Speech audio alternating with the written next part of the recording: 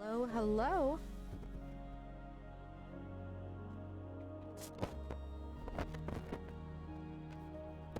I just came up the stairs, so I'm a little winded. Give me a moment.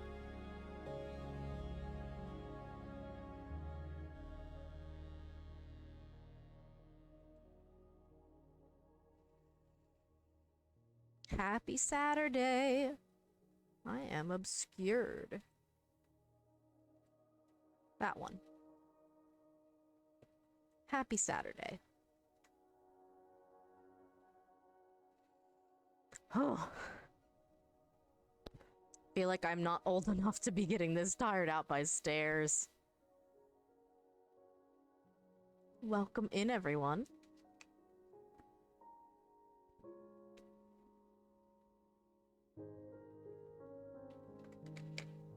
I have gotten very into art in this past month.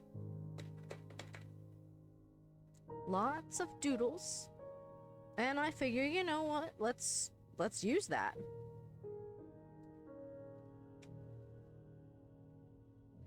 So there's a website that I suppose is pronounced coffee. But it's a website where people who are small content creators can, like, support each other outside of just Twitch subscriptions and cheering. And there's also a place for, like, people to give incentives for people to give them money. One of the most common ones I've seen is that people will put up little packs of Twitch emotes on their coffee. And I'm gonna do that. You can see, if you're on desktop, you would have access to my brand new follower emotes. And those were hand-drawn and then made out of felt. And then the outline was added to them. And so that's what I'm going to be doing, because it's a very unique style of emote. Don't think there's any others like it, if I'm being honest. We are 2 nights in a row, no lipstick, because I haven't gotten to the store yet to buy makeup wipes. I didn't think about it when I was out earlier, and we didn't really stop anywhere that would have made sense. How's the music level?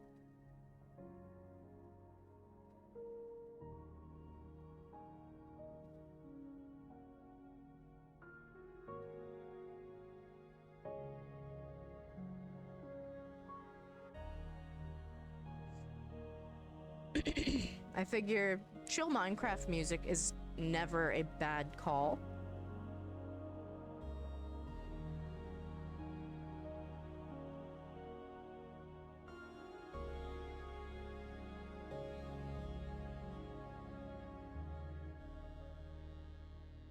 Been wanting to work on these for a while.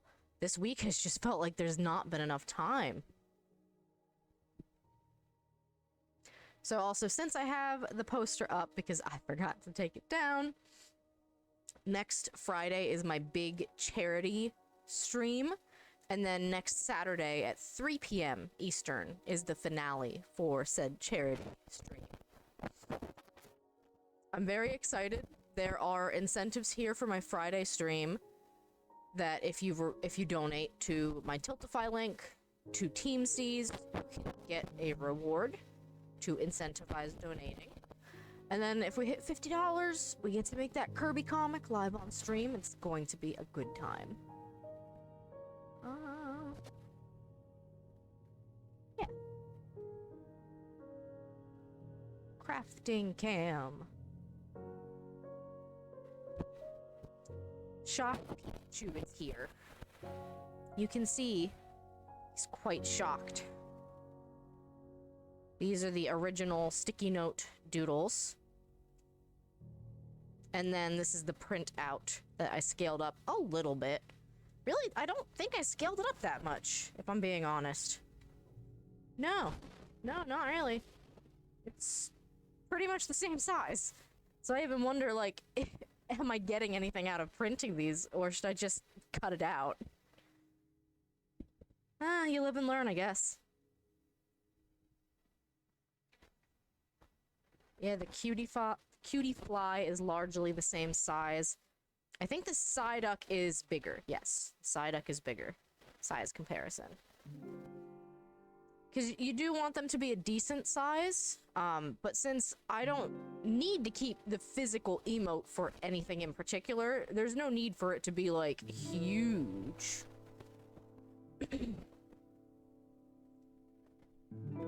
So I have been doodling all week. I have an orange, a green, a yellow, a pink, and a brown Pokemon emote set with 3 emotes each in the sets. And then I made a Kirby one. I got a little carried away with the Kirby one. There's like 6 emotes in that one. Emotes, yes, not emote.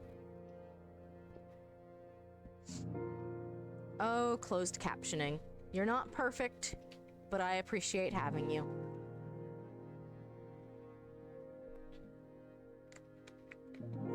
So,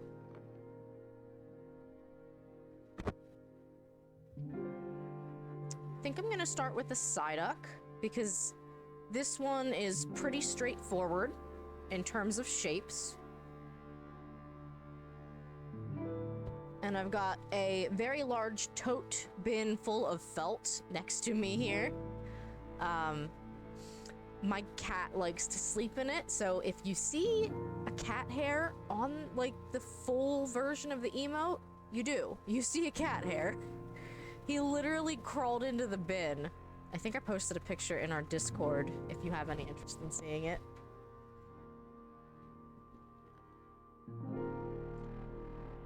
So now I am on the hunt for Psyduck Colors. That's a good yellow. And then Psyduck's beak isn't really orange. So I have this like softer off-white that I think would fit pretty well. Psyduck's inside of his mouth, probably red for like the back part of it.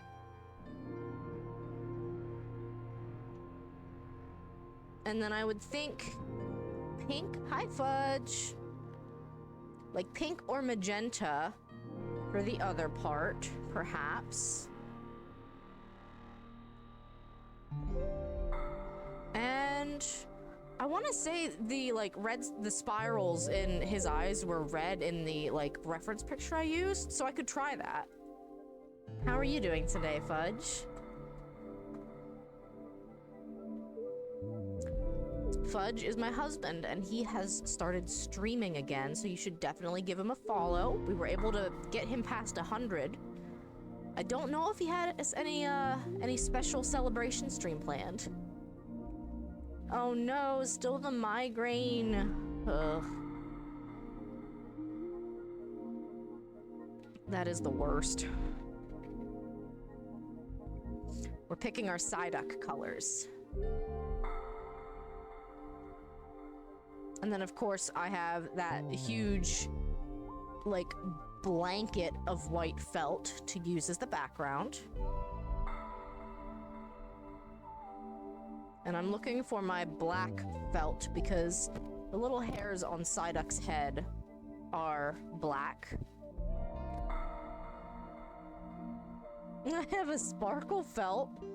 Surely that counts for something. No, here's my regular black felt.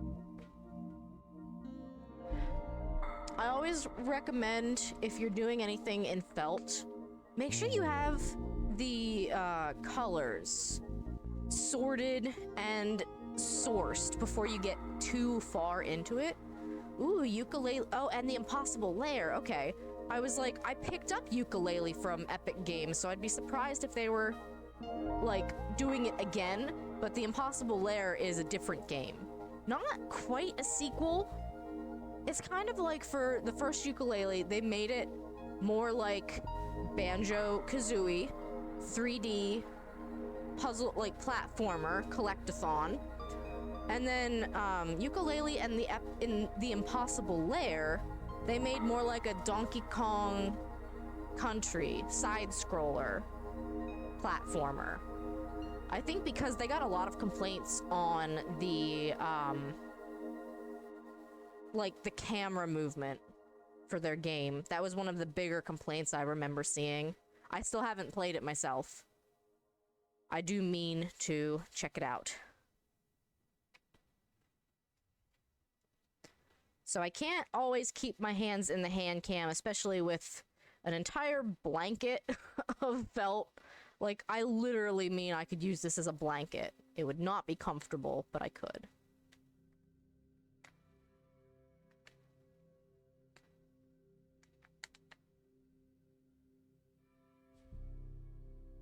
Where did my scissors go? Oh, there they are. On the little bed. 1 second.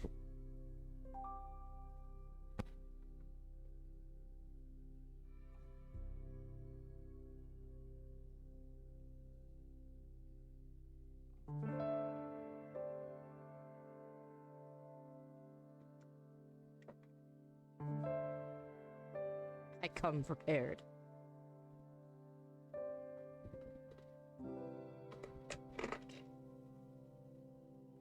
these lovely set of Singer scissors were a Secret Santa gift from Jovial Blob. I love that I get to, like, use that on stream now. Like, anytime I'm doing craft stuff, I can be like, by the way, these were a gift.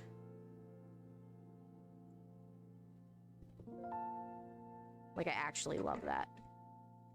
So, you just really want enough of the felt. Like, I'm being a little wasteful with the white felt, but again, I'm not kidding. It's a literal blanket of white felt. So, I think I can afford to be just a little wasteful.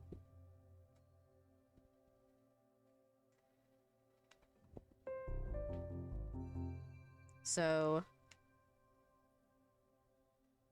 the one part that stands out to me is that this Psyduck hand on the right is kind of like out in front of just about everything.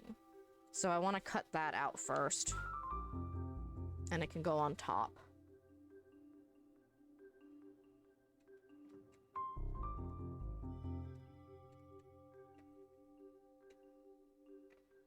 I don't think my process for this always is the most logical, but in my head, there's a method to the madness.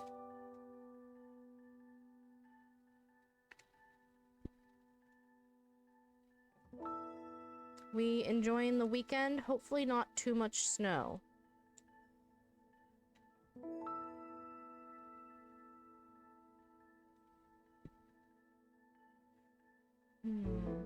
There's not really a separate, like, round shape for the head versus the body like you would expect to see on some Pokemon, so I think I can keep them all the same.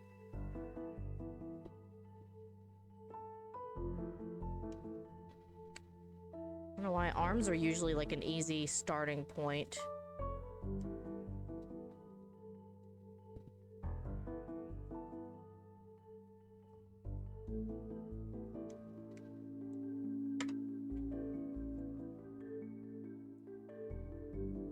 Fudge, if you find a link to Ukulele and the Impossible Lair on the Epic Games Store, do you mind dropping it in the Discord?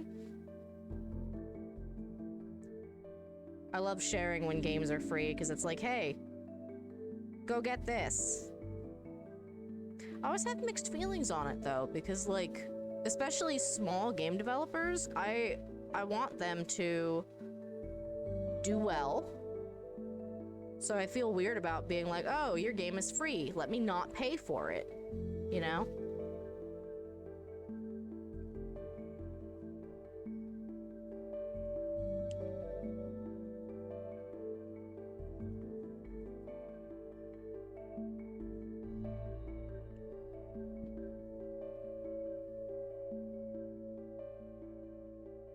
Gonna have to work on my posture a bit as well.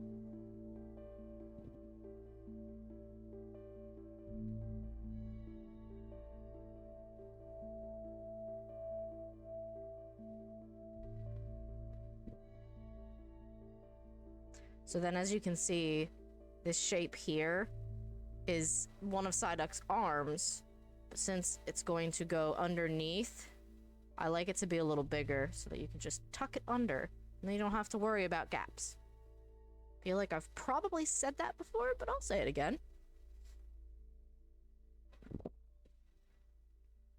It costs me $0 to do a little bit of mentoring. So next is actually just going to be the whole Psyduck shape, but out of yellow. Just the whole thing. One whole Psyduck.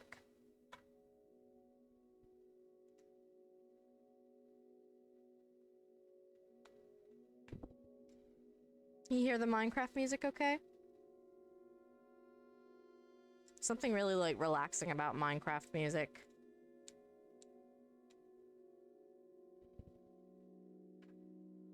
And some of the new tracks, I can tell that they're Lena Raine because I hear a little bit of, like, moon glow in them, almost. And that's one of her more recent releases. Oh good, there's black cat hair on here. I wonder who could have done that. I wonder which of my two cats could have done that. To be fair, we have a Void Boy and a Tuxie. But, only one of them's obsessed with sitting on my felt.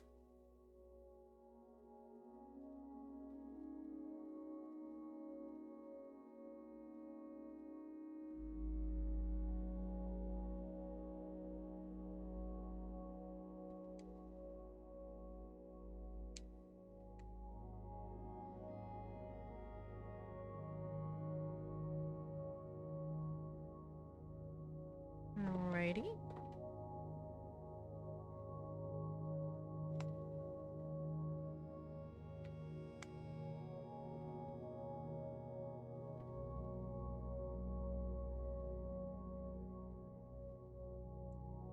Beautiful. Look at that 100% Psyduck. It's all coming together. I think I could probably just stop here now, right? You can tell it's a Psyduck. Doesn't even need anything else.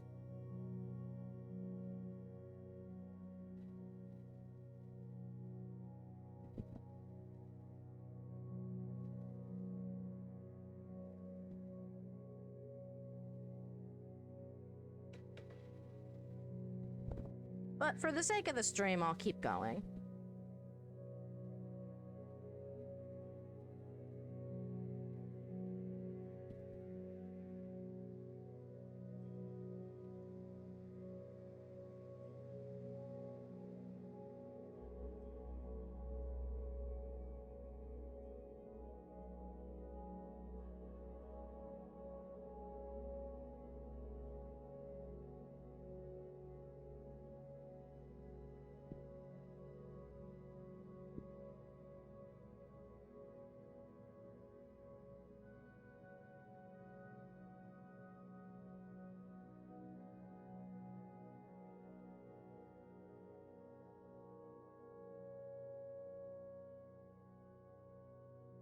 Oops.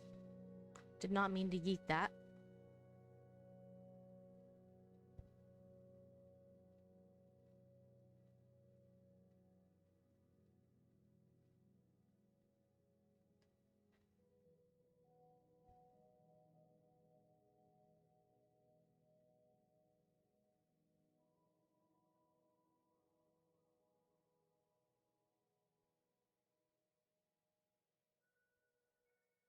Next week is going to be super fun. There's a couple of things I'll need to do to make sure I have stuff ready, if that makes sense. Like, for the charity stream, I mean. Because the last thing I'd want to do is, like, get set up to only play Raft, and then suddenly it turns into a technical difficulties stream where I'm trying very hard to get my, like, craft cam to work. I almost had a really bad time getting that to work for Mopsy Bebop's birthday stream. I was like, no! This is not what I want right now. Okay, good. I did not get caught in the felt underneath, which I thought I might.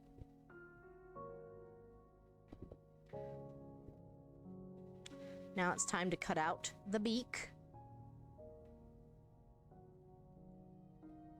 If you had a Psyduck Pokemon, what would you nickname it? I know Griffin McElroy nicknamed his Pidgeot Ms. Beekman in his Nuzlocke, so that one always sticks out to me.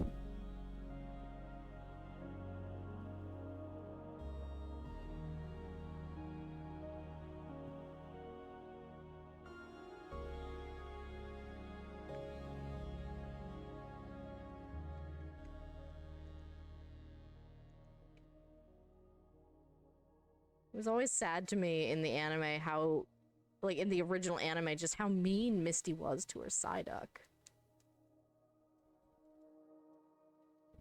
She was so mean. Like, I don't know, if you don't want to be a Pokemon trainer, like, if you don't like your Pokemon, just put them in the PC box, maybe? Let Professor Oak take care of him.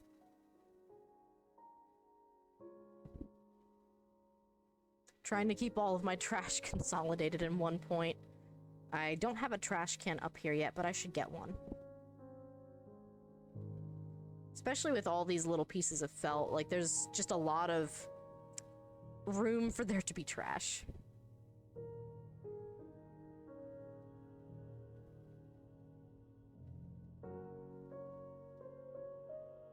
So you can see, I just try to place it on the felt in the way that makes the most sense, in the way that, like, leaves the least amount of scrap.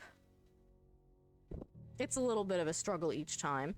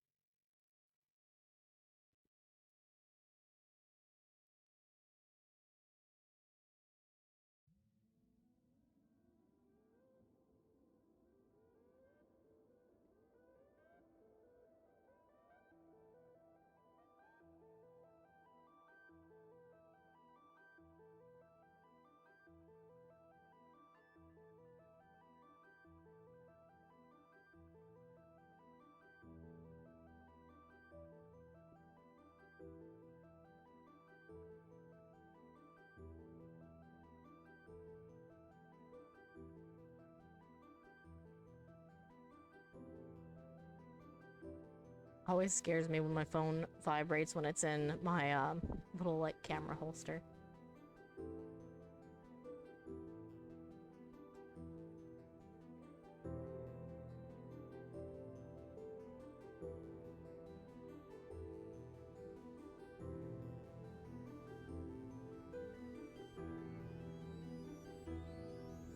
One second. I'm gonna change up some of the tags that I'm using.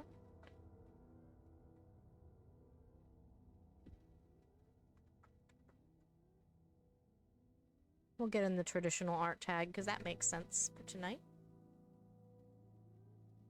I never know if I should be in, like, the arts or the crafts and makers category.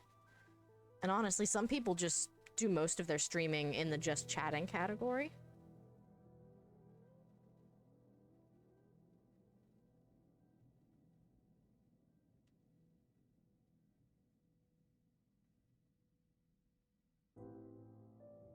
Yeah.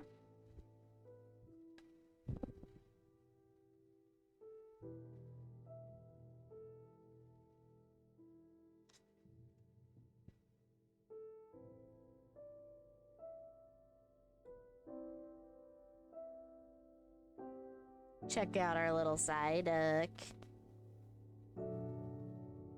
Our little friend. Now, of course, we have the other arm, so we can tuck that under.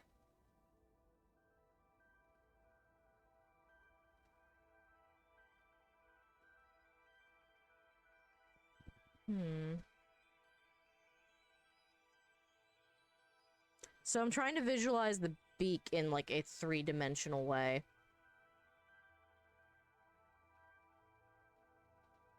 Which, again, is kind of a nitpicky thing.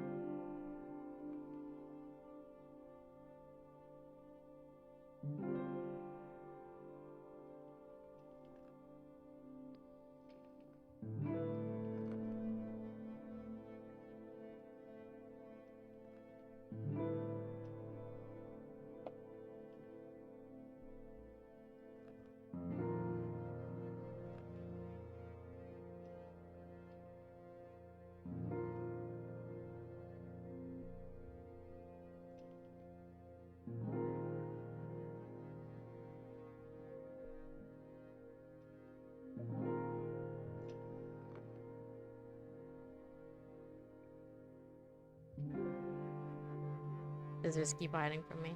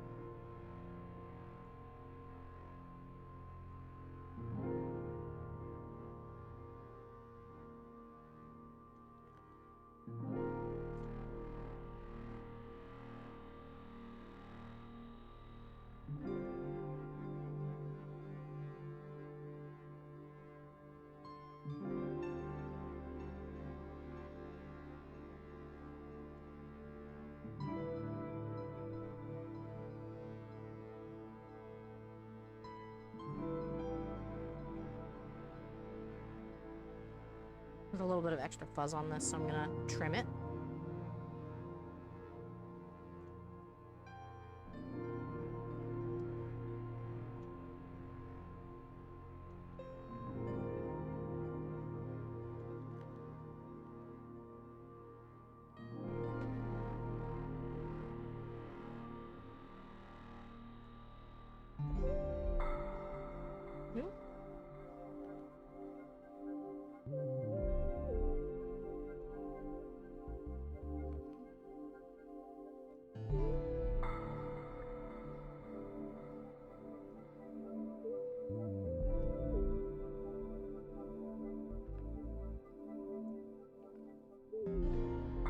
Do you guys have any fun weekend plans?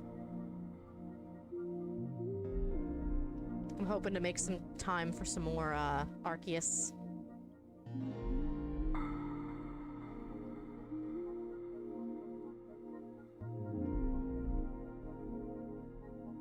And we got my oil changed this morning. So that was one of the big chores for the day. Kind of nice to get it done first thing in the morning. Yeah, oil change, fun weekend. Yeah. I did also head out to the mall to replace my broken wired Switch controller. And I found out, I didn't know this, Nintendo does not manufacture any wired controllers. So any of the like boxes that you see that say Nintendo and are a wired Switch controller, it's made third party and then it's like approved by Nintendo. Did I change my oil or the oil in my car? We'll find out. Isn't there a song that goes, I could use a little fuel myself? I think we could all use an oil change every now and then.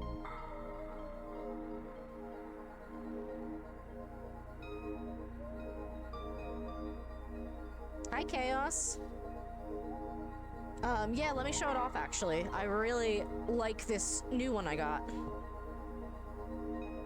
I decided, so actually, I got really lucky. The model I got, I bought it when it was like $19.99, and the price went up to like $23, and they still honored that. They gave me that much credit for a return. So, I got one of these. You can see it's got Breath of the Wild Link with his bow and ancient arrow. A very nice long cord. I'm very directionally challenged if you couldn't tell. So yeah, all I need to do is give it a test run next time I play a Switch game. I hope you're doing well, Chaos. It's good to see you.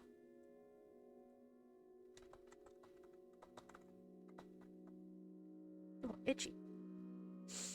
Your next stream is Rayman. I think on Sunday, if I'm not mistaken.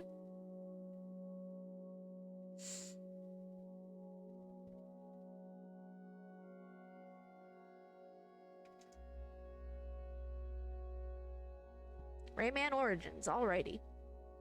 Sweet. I hope you're doing well. We are just having a chill time making some felt emotes. And I think what I am gonna do is I'm gonna take and cut this top beak part out again to give it like the depth that I want to see with it. I don't know, to me having the mouth be like elevated when it's supposed to be an open mouth feels weird. Feels wrong.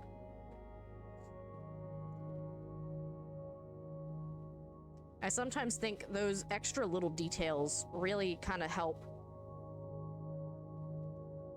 use the medium to the best of its ability. Is that me being an art snub? Maybe.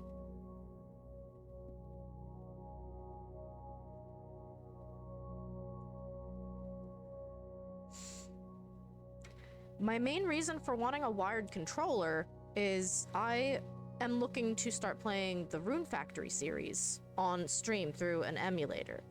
I own all of the Rune Factory series on DS and 3DS, so I feel like emulating them is something that I'm comfortable doing because I have already supported Xseed so much.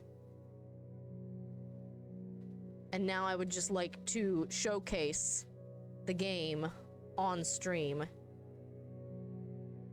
And I do not have the patience or the money right now to go in and get like a capture card or all sorts of technology to be able to stream from my DS and my 3DS. I don't even know where my DS is. I know where the 3DS is. I have the charger. No, wait, I can play DS games with that, so I guess I would just need a 3DS capture card, but that still feels like a lot. You know?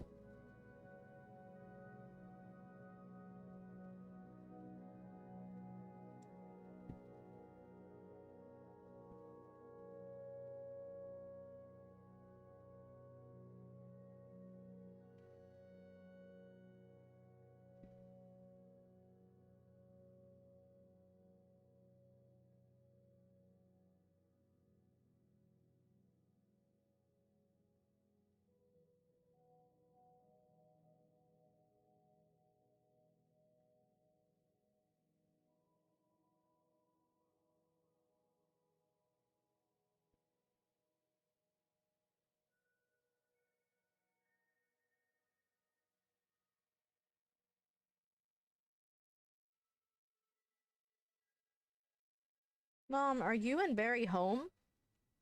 Barry was sending some pictures of like a book and then a cactus that looked like Shrek. I wasn't sure if you guys were out shopping. Or if maybe she was out shopping.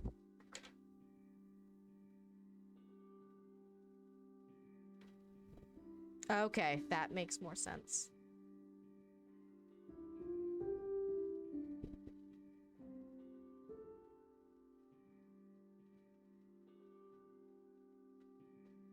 Perfect.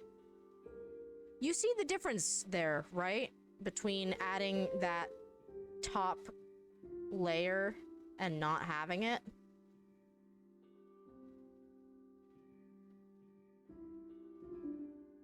Nope, that's not a long pin.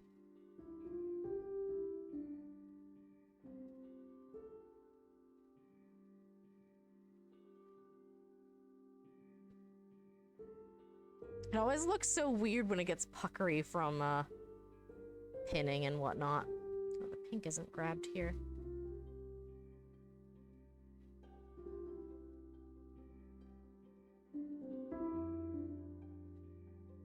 There we go. It's so puckery. It's fine, it's fine. So all that's left are the eyes and the little hair pieces. So you can see this can be a fairly quick process. And with making these into emotes, I don't actually sew these ones. I usually do like to sew my felties, but I don't sew these ones. Because the extra thread, in my opinion, is actually just going to kind of complicate the shape and the emotion that you're trying really hard to convey in your emote. And I mean, you see these things, right? They're tiny when you're looking at them in Twitch. Itty bitty.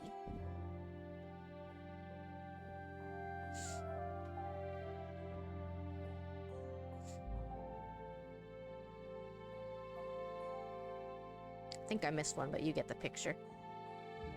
They're very itty bitty. So I feel like adding thread into that will complicate the picture that you're trying to tell. That you're trying, the picture that you're trying to show.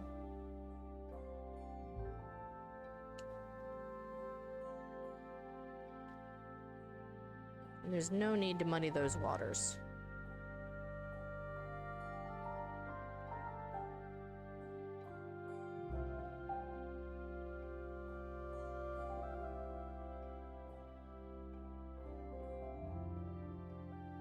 I think for the time being, unless you really want to see my hands as I use the pair of scissors, I'm just gonna kind of like leave the progress shot here as I work on it and keep my hands here.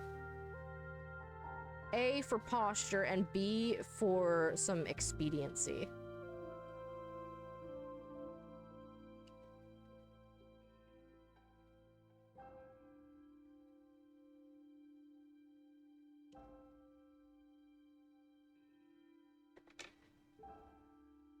So unless you are going to riot if you can't see my hands in the hand cam. There we go. Look at the baby. So now I'm gonna do something different for the eyes. I don't know how well it's gonna work, but I'm gonna do something different for the eyes.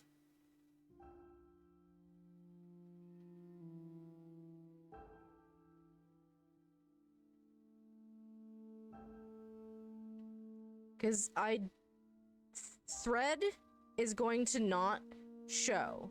So even if I were to like do the spiral effect out of thread, it would not read. And I would just end up doodling them on. I could do that. I could, the same way those felty emotes have an outline, I can doodle them. But can I...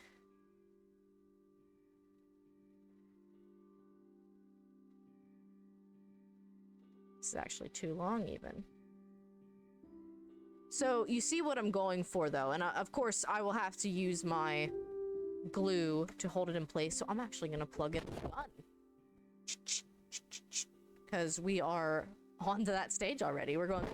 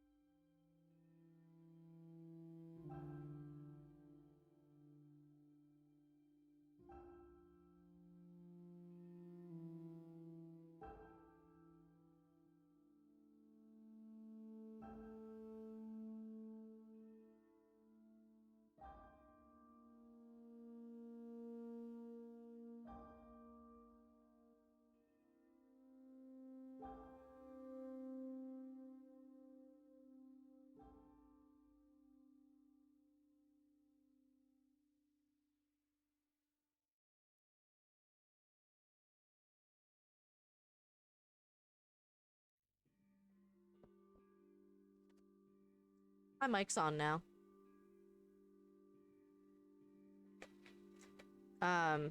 Chrissy, what's Barry up to, if you don't mind me asking, while I wait on the hot glue gun?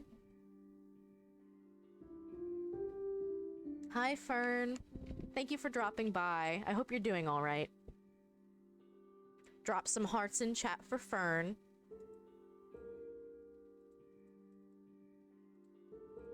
It's good to see you. Oh, that's a cute one. I dig it.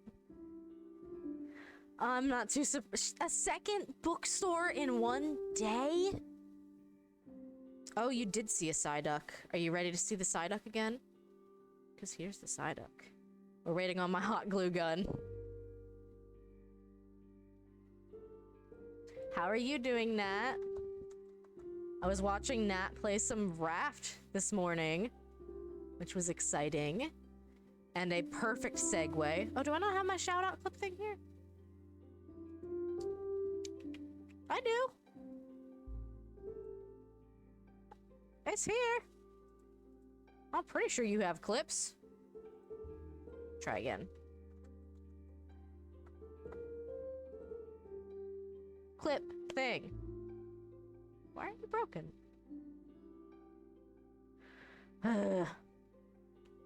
Ooh, you rearranged your room so now it feels weird and different. Yeah, that was kind of what happened when we rearranged this room that I stream in.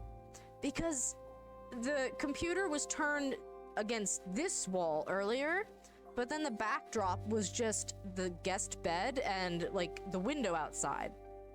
So the glare was kind of crummy, and, anytime I had anything on the bed, it just, you could see the mess. And the bed's kind of messy right now. Ooh, very nice. That was also a motivator to move here, is because now I can put, like, corkboard tiles up back here. Like, it's not a perfect, like, aesthetic setup, but I'm okay with that. It's functional. And it's got some cool knickknacks in the back. Knick-knack paddywhack. Oh, she needed to return something. Okay, I got you.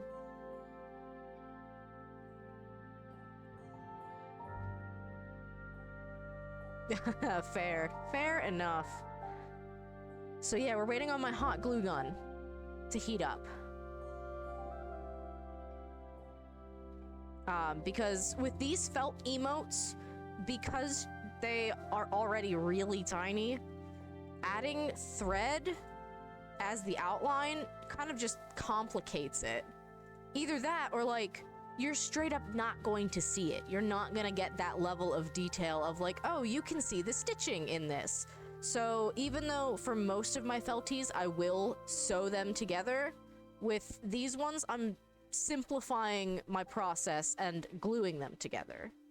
Which feels weird. Very weird. Almost not okay. But it works. Now, where did my group of follower emotes get to that I had? Yeah, like, you want to keep things simple so that you can convey the expression well in the emote.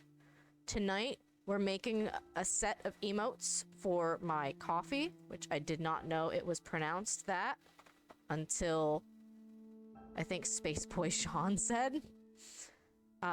So I have a yellow set, a pink set, a brown set, a green set, and an orange set that I have, like, drawn the emotes for.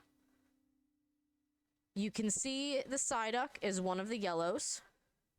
Here's another yellow, because this was a no-brainer. Like, you're gonna do a set of yellow Pokemon emotes and you're not gonna put the shocked Pikachu face in there? What are you doing? And then the third yellow is this real happy to see you, cutie fly. With like the biggest, sparkliest eyes you can imagine. I think I left my journal downstairs with all of my other sticky notes, and trust me, there's a lot. I've been doodling in sticky notes lately, because it's what I have available to me at work. And, like, it's inconspicuous. You can doodle on a sticky note, and, like, no one's really gonna catch you and say, oh, are you drawing at work? Should you be drawing? But if I, like, bring a sketchbook into work, it's very obvious that I'm doing something at work that I ought not be doing. So, here's one of my pink emotes, which is also a move. Or a mood, I should say. Words are hard. We have our Blissy Bless emote that I just need to set the eyes in place for and then glue. And then I think I misplaced part of this one. But it's a Stuffle. And then the other part, I think, is in the other room, is just, like, it holding a knife. Yeah, see, my job's all over the place right now, where I'm supposed to be a lab analyst, and if I were doing lab tasks the whole day, I would also not have time to doodle. But they keep throwing me back and forth between so many different departments that I can't, like, I do end up sitting at my desk a lot.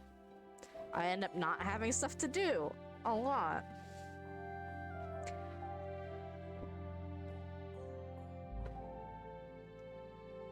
So,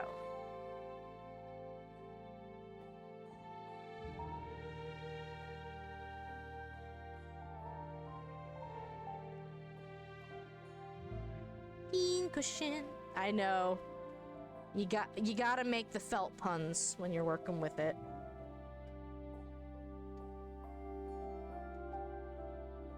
This is a pun-friendly channel. And I will never apologize for my bad jokes. I feel like that emote looks so good when it's coming across my screen on the emote wall.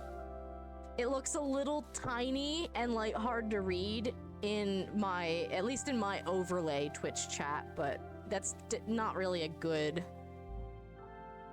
indicator of like whether your emote is legible. So I'm using the back end of a pin to just push the felt down against the hot glue and set it. I'm getting to an annoying part where the glue stick is short, but there's not enough room for me to put a new one in. So I'm just...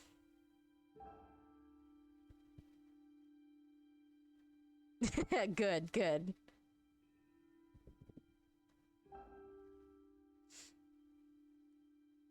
Honestly, I got better about all of the emotes, my Piranha Plant emotes that I have designed.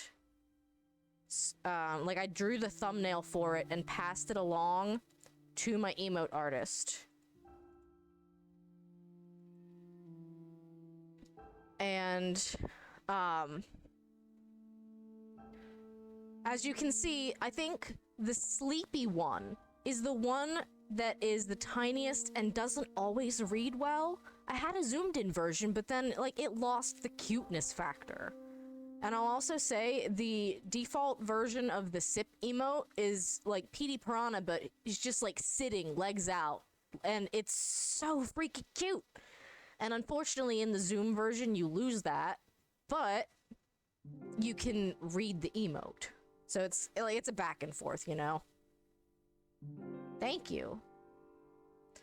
But yeah, after doing the like first 4 emotes, which were the hype, the rip, the sip, and the sleep, I feel like I got better about designing them. So then you've got the pog, the angy, and then the And like I was better about saying no, we want to focus on the face for this one. And then I also did design the cat bug one, which is a little tiny, but look at him. He's so worth it. He is my 1000 bit tier emote. I think so far Dennis is the only one with access, but we got a bunch of people slowly working their way up. Such a good emote. It's one of those things where I love the emote so much that I almost like wanted to keep it free, but I was like, I don't have anything else that I want to move to my bit tier emote slot.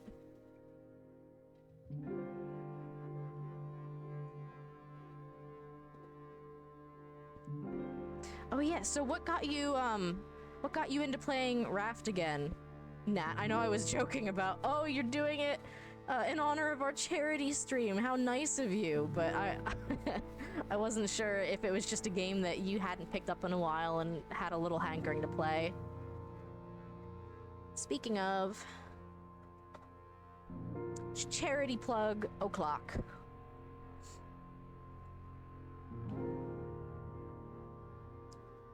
Honestly, when I say the hot glue part is what's taken the longest. Wanted a break from Celeste, and it's something that you can keep coming back to. I feel that. I really do. I was way better at that game when it was a married stream and Fudge and I were playing. I did do a story island by myself, and I was okay. But, oh my gosh, if you've gotten to some of the later game stuff, the freaking birds are the worst. Nobody likes the birds.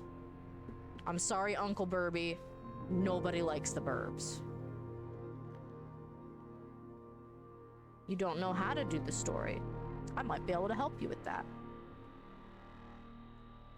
I will say, the screechers. I mean, seagulls are annoying in this game too, but no, the screechers, 100%.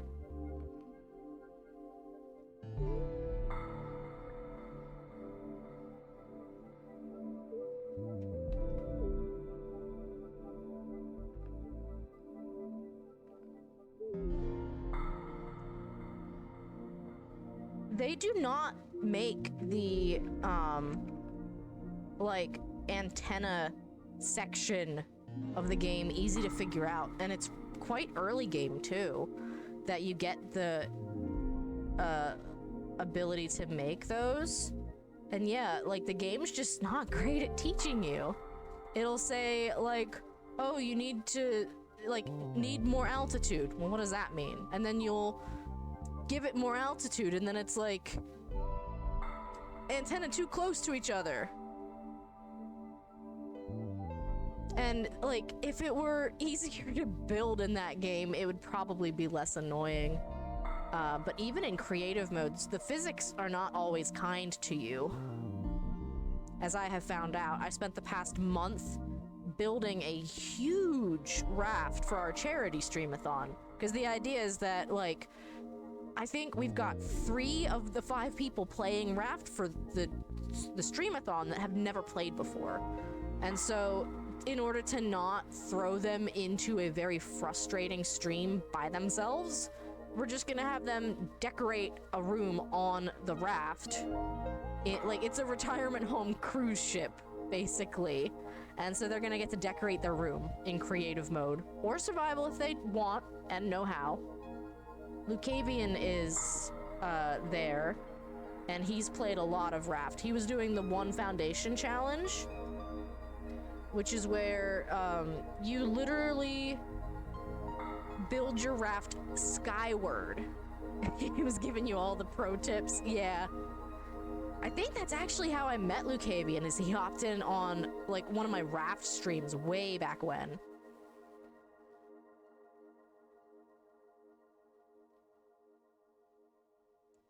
And fortunately, he was digging all of the grumpy old man vibes that the Cool Gamer retirement home had to offer.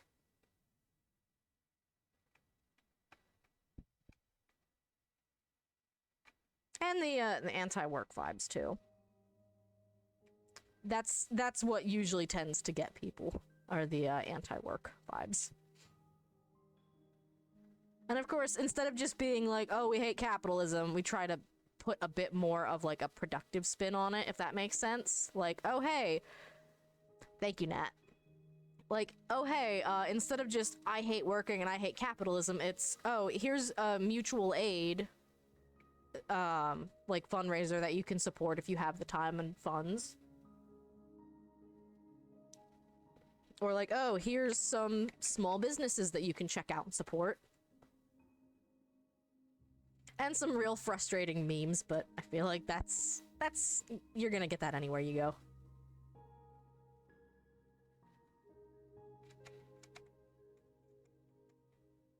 I feel like the Raft music could also be really good background music for arts and crafts. But the Raft music, I feel like it stops a lot. So I wasn't really sure about pulling up Raft in the background and just hoping that the music would play. Whereas, for whatever reason, the Minecraft launcher really likes to just play the music. And it'll shuffle it for you. It's nice.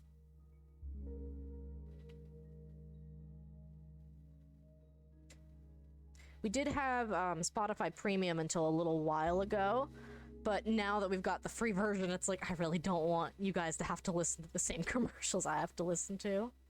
Hi, Oni! Look at what we're making! It's a Psyduck! Oh, why is my shout-out clip thing not working? Shout-out clips is at the very top.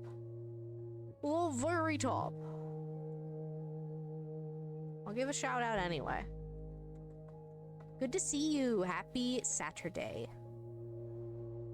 I'm very scared about doing the eyes still, because they're so fiddly, so I'm saving that part for last. We're doing sets of Pokemon emotes for my coffee. That's still not, it still doesn't sound right. It doesn't sound right.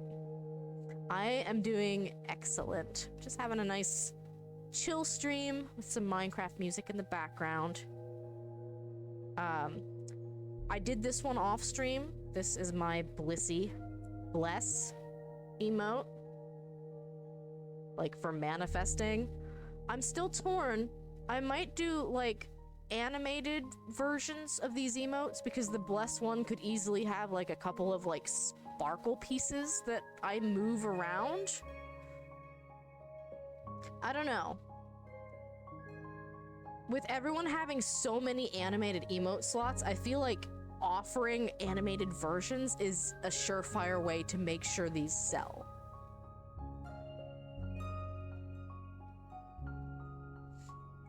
The Psyduck would be cute if I could make the spiral eyes like turn, but I can't do that with the felt because I have to glue it in place.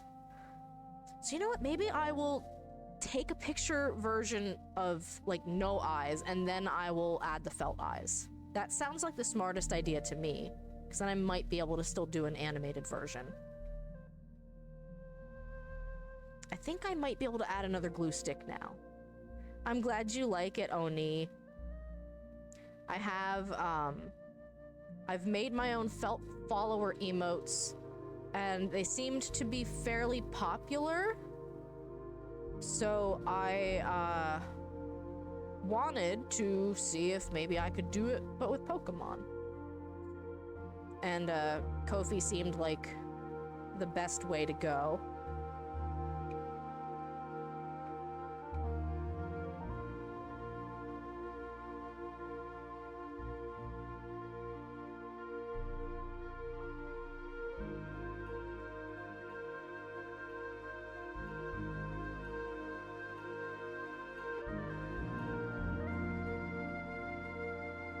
This is a new song. I don't think I've heard this one before.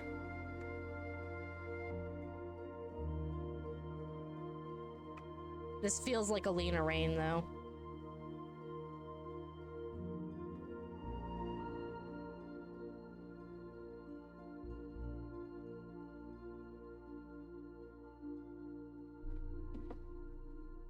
Psyduck, your beak! Oh no! Ooh, you want to be Jigglypuff. That's actually my mom's favorite, if I'm not mistaken. That's a good choice. Very good choice. Oh shoot, I can't take a picture of this because I'm using my phone as my webcam. So I guess that means I'll put the eyes on later. You love singing and you want to sing people to sleep and then beat them up. That's valid. That's valid. I also love singing. See, like, favorite Pokemon versus Pokemon you want to be is a very different question, and I kind of like that challenge aspect of it. Like, I know Hi Froggy Chair, I was watching her play Pokemon Legends Arceus today, and Psyduck is one of her, like, all-time favorites. But I don't think you'd want to be a Psyduck and have a constant headache. Like, I whine enough when I get a regular headache. Psyduck is who you actually are. Jigglypuff is who you want to be. That's fair. That's very fair. Yeah, I'll put the eyes on Psyduck later, because I want to leave it open to making an animated version. But I can see that part of the beak is still loose, so I'm fixing that. I know I haven't answered the question yet, so I'm thinking. You have chronic headaches and anxiety, so you want that to be your superpower. Okay, okay. Who would I like to be?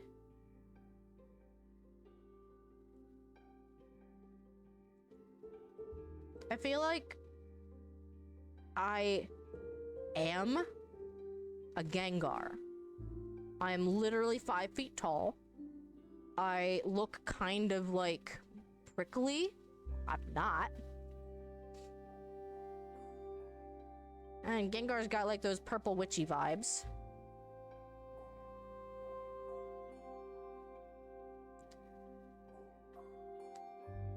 And like, if not Gengar, then Miss Magius is probably another solid one, but Gengar at being my height twin, like, we're there. But what Pokemon would I want to be?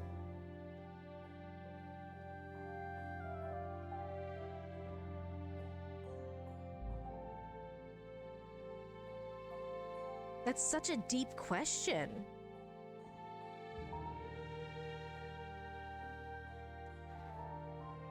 I feel like Celebi would be a fun Pokemon to be.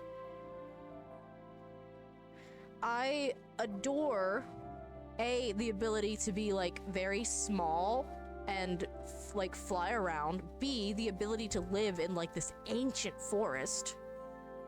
And then C, the, like, whole time travel thing is pretty great. It's a very nice hidden power. So, since the hot glue gun is on and hot, we are going to move on. Good answer. Like we're playing The Price is Right. Good answer, good answer.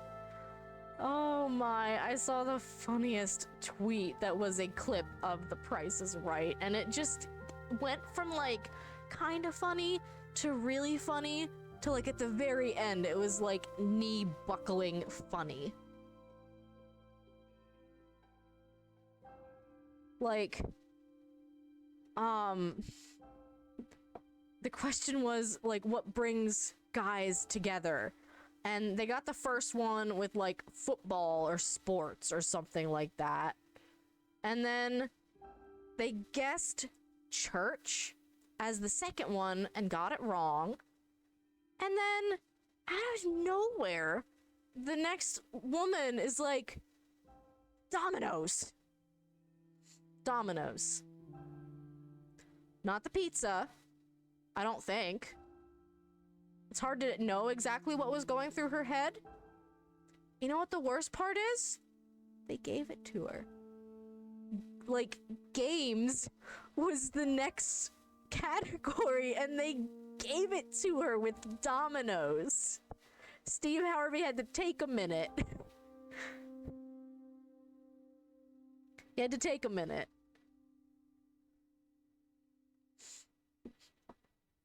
Yeah, yeah, like, she was so specific, and they were so kind to give it to her.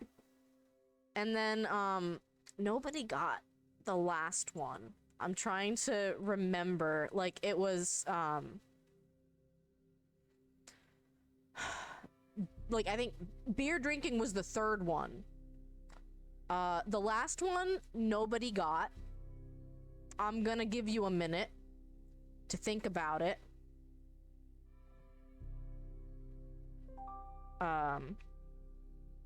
Beer was not the missing one. Beer was one of them. They were able to guess that one. Take a minute. Take a minute. Because this is what the video closed out on.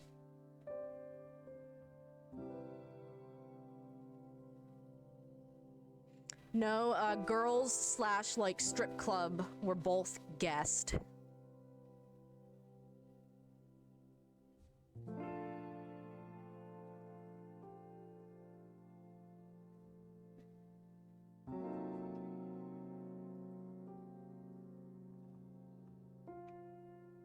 Come on.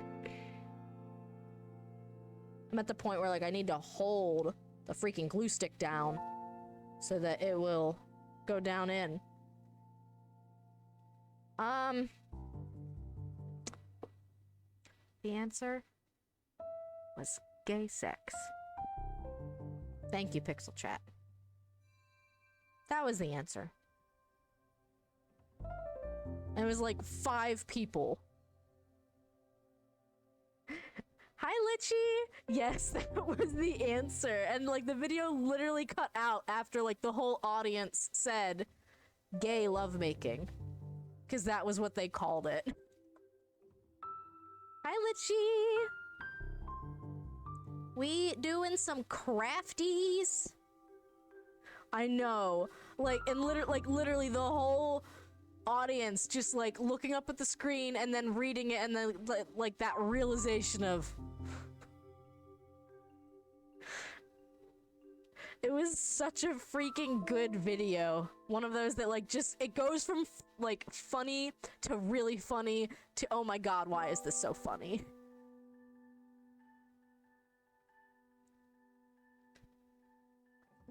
I know, I mean, it's a literal way to bring guys together.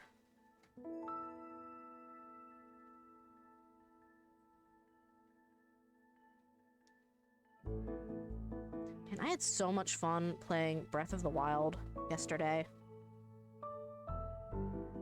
I do Breath of the Wild every Friday right now, and it's been so good for me. Like, that was one of those games that I got, like, halfway through it, and I liked it, but I just couldn't keep myself engaged. Like, there are some difficulty spikes. My first time playing, kind of. I'm discovering new things. I played through the first dungeon and then did a lot of world exploration. And then during my subathon in, like, October, I played through the second dungeon. And then I was like, you know what? I kind of am liking this. So I decided to throw caution to the wind and promise y'all 900 Koroks. For some stupid reason. Because I like, punishing myself.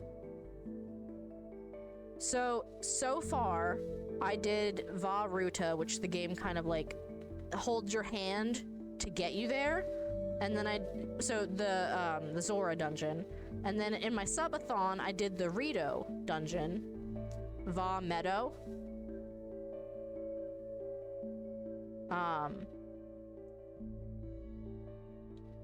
Went through almost all of that dungeon, forgetting I could turn the dang bird. Like, painfully forgetting that I could turn the dang bird.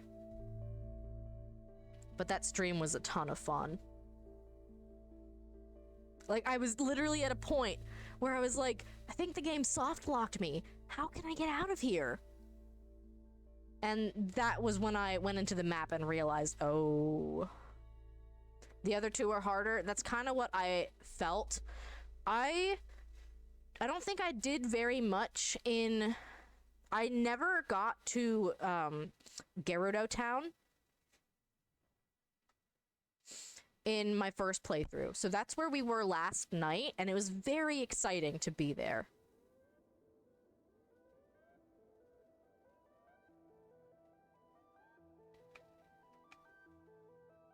Come on.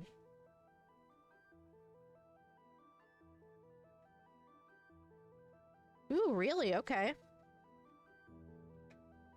Gerudo Dungeon might be the hardest.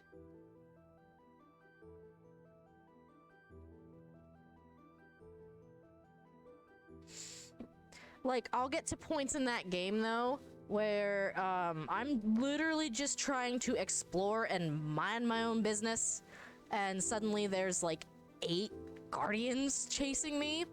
I am not at the point where I can fight a guardian yet.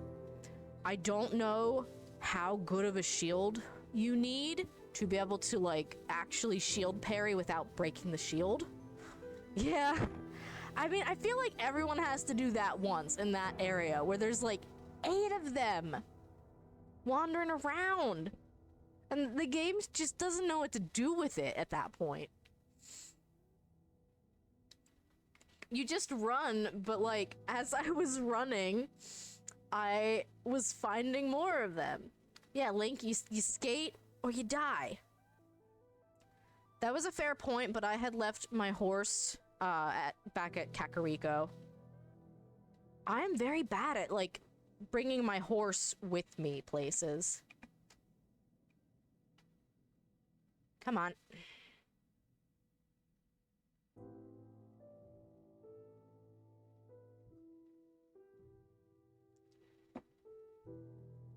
Yeah, I also forget that like I could get to any stable and say, hey, I want my horse. And they'll just go find wherever I left my horse. Have you heard the name behind the story of my horse?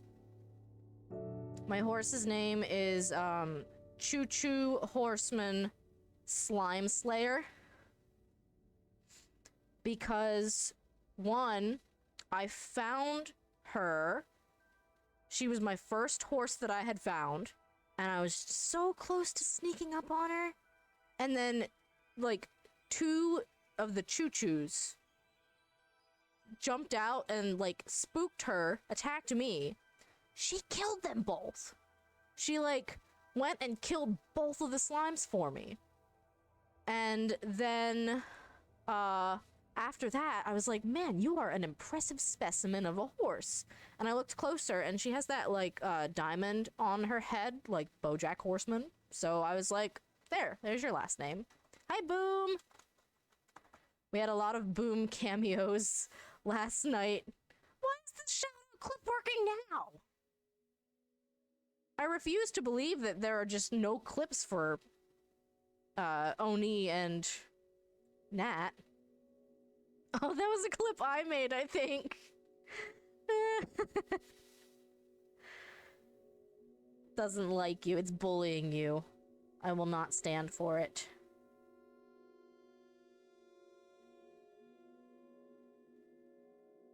Not the shout-out clip, picking my own shout-out, or my own clip. Anytime, Boom. I always enjoy when I get to catch your streams. How have you been enjoying Arceus? And Nat asked a great question earlier. What Pokemon do you think you are? And what Pokemon would you like to be the most?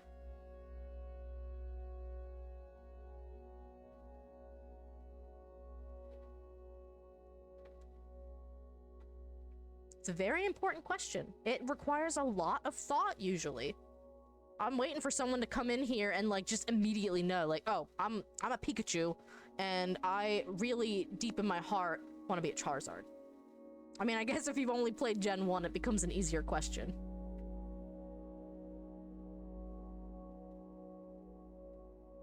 You immediately know the answer to the second question, which Pokemon you want to be. Oh, that's so good. You want to be a Ribombee. You're gonna be happy then. You're gonna be happy then. I will not apologize. I think you saw this on the Discord. I know this is a cutie fly, but making a cutie fly emote.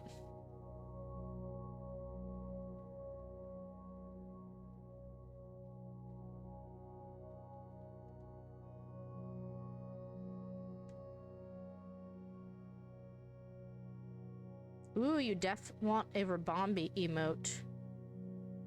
I don't think I'm at a point yet where I want to open for commissions, but I am at least happy to put some of these sets up on Coffee.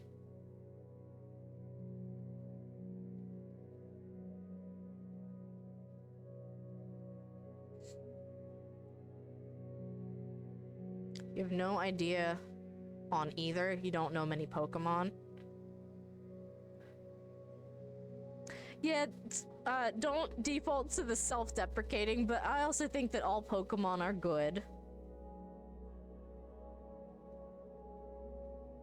Here's a question for you guys to think about. Are there any Pokemon that you don't like? And, like, I know that there's a very easy, like, Gen 1 of saying, oh, the garbage Pokemon or the ice cream Pokemon. But are there any Pokemon you don't like?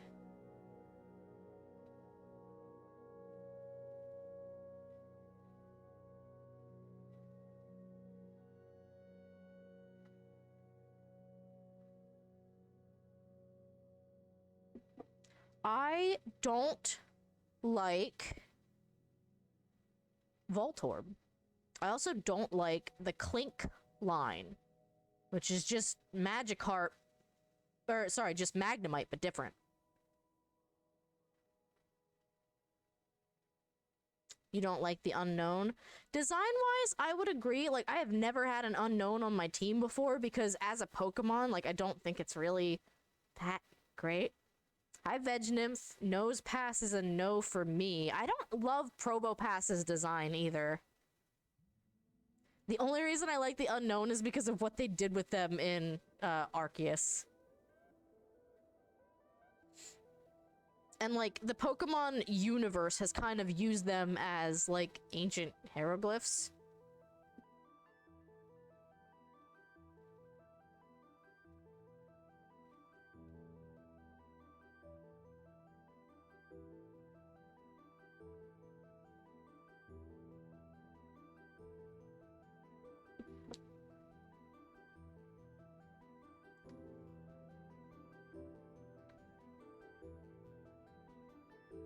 So we're kind of just, like, gently massage the hot glue.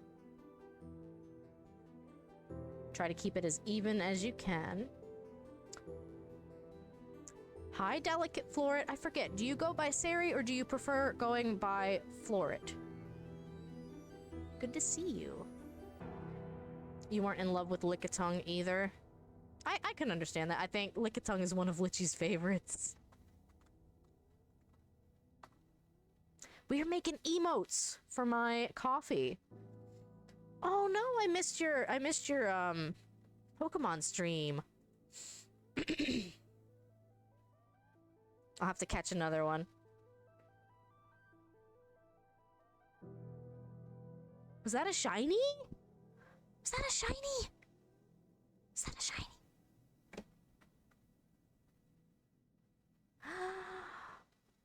The luck! You caught the shiny Goomy! I think Goomy's a cutie. We are talking a couple of Pokemon questions. Nat had asked if there was a Pokemon that you really wanted to be. Like, not your favorite, but one that you want to be. And then, I was asking, which Pokemon are you? And then we were talking least faves. Which, like, not everyone has an answer to. And like, there's a ton of Pokemon that I'm just indifferent to.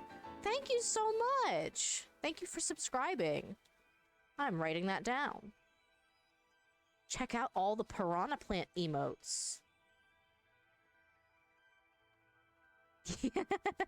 See, Litchi, I told you it was gonna be the most used emote. I told you it would. I'm so sad that you can't buy the animated emotes to use with channel points. I know. Let's get some hype going. But yes, I've made my own set of felt follower emotes that are, of course, all Piranha Plants. Yeah, all of my emotes are Piranha Plants except Catbug, because it's Catbug.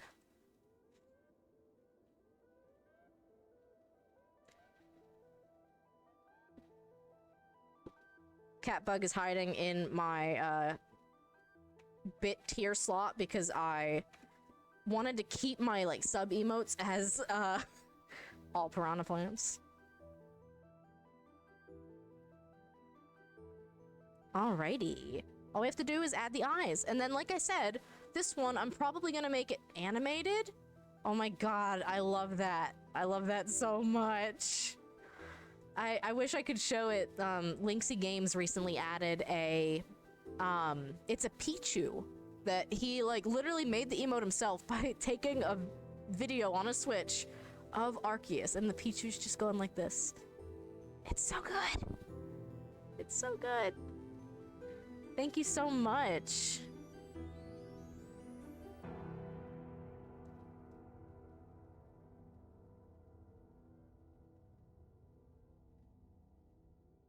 Yeah, the idea with some of these felt emotes is to, make them animated, or, like, offer an animated version of it. Because right now, it feels like the majority of, like, Twitch streamers are kind of looking for, like, ways to fill the animated emote slot. So, the idea is like, well, I'm gonna make this Blissey, and then I'm gonna add some sparkles, and then, like, I'll take a picture with, oh, there's a sparkle here, oh, there's a sparkle here, and, like, just make a GIF that way. Alternatively, I just take a picture of the sparkle and then I could move it in, I use paint.net for everything. Oh, I love it. Bye. You do your own, plant emotes though, right? I think you do your own. Most of my emotes were commissioned. My Dusknoir is my only animated emote that is not, because literally, like, I saw that sprite, and I saw that that animation in Twitch's like, oh, we'll animate it for you. And I was like, yeah. It's kind of like the rise. A little bit. Ted sliding into the DMs.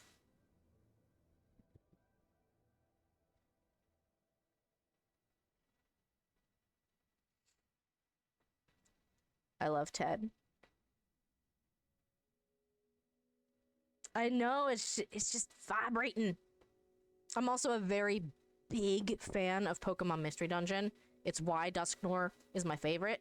Also, Nat, can I say that I love that emote and I wish I had use of it everywhere? And oh no, I got hot glue on my thingy. Oh, that one's really good, Sari.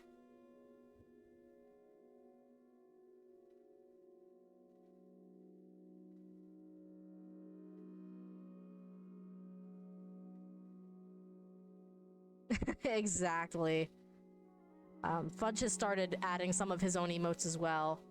I think that's okay. I kind of wish the eye on the left was over a little bit more. I might be able to fix that in post. But this is our Blissey Bless emote. Oh wow, Boom, you're still figuring out what Pokemon you would want to be. Or no, which one you'd be right now. It's a hard question. I like, and the Pokemon I think I am right now is one that I like.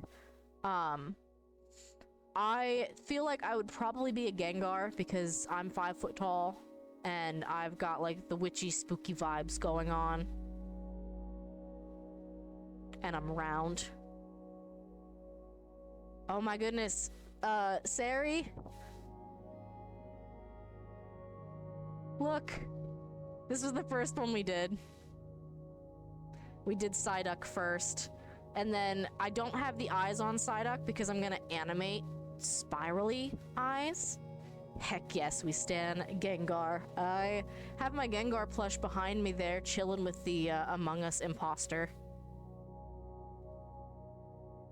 You know what? No, like, these eyes are fine. I keep wondering, like, oh no, they look uneven. I think it's just that the hands aren't perfectly in the middle, but you know what? It's fine. It's got character.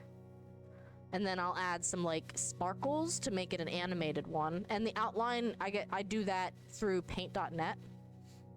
Usually with a mouse, because I don't have that much in terms of digital art equipment. Alright, who is next? Who's next? Might need to unplug the hot glue gun for a little bit.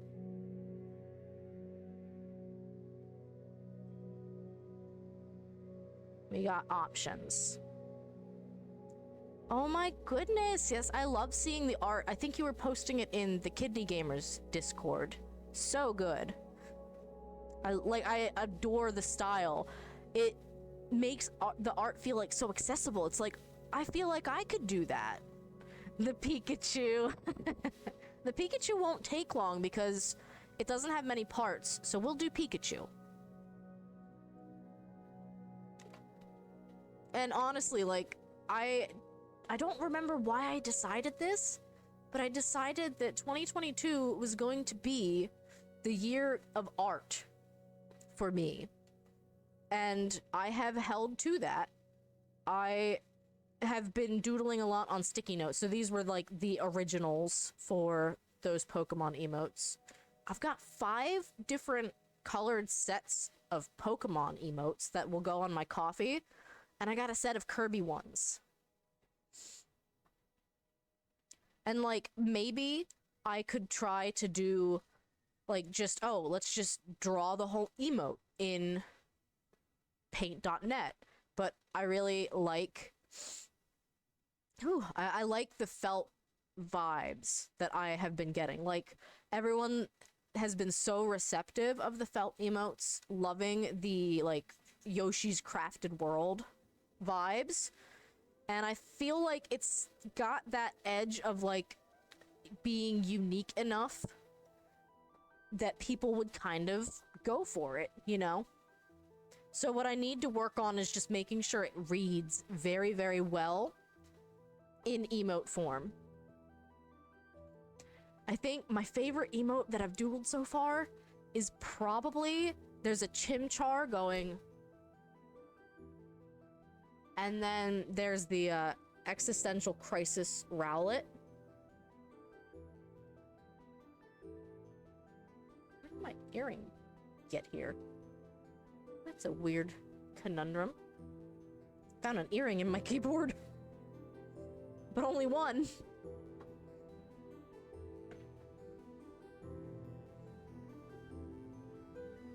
So the process for these are quite straightforward and fun. I start by laying out the felt to make sure I have every color I would need.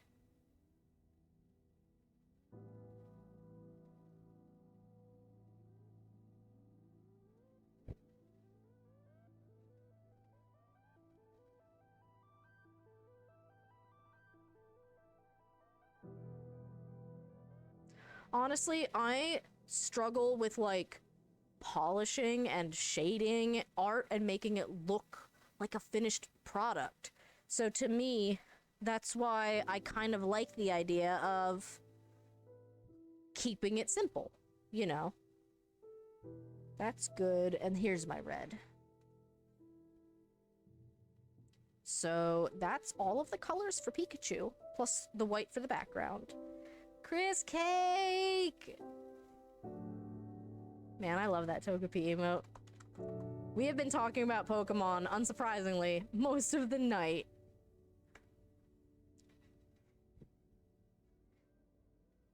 Did you end up having luck with your test streams earlier? I remember coming back from my computer needed to restart because my external keeps crashing it. And I remember, like, it went from a black background in your overlay to, like, a purple galaxy one. I was like, oh my god, I love it. I actually love it. Chris Cake has been such a fun and consistent streamer. And honestly, it's great watching someone else's, like, I don't want to say meteoric, like, rise to success, but it's been really great. He's done lots of Pokemon. Right now it's Arceus, and before that it was, like, shiny hunting in, I don't remember if it's Diamond or Pearl. We have a lot of great streamers here tonight. Thank you guys for coming out. And if you need any Pokemon emotes, these will be for sale on my coffee.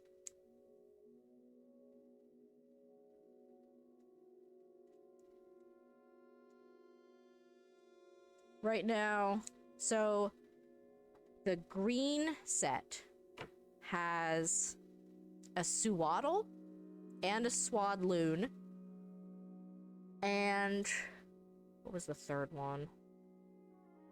What's the third one? It's gonna bother me. I have to know.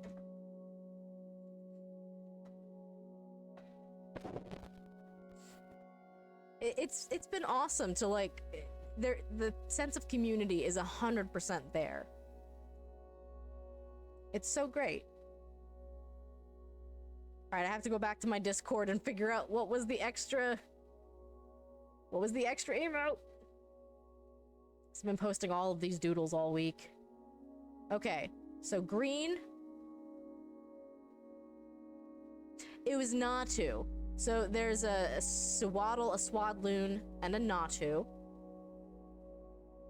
The orange, there's a Chimchar, a Growlithe, and a Corphish.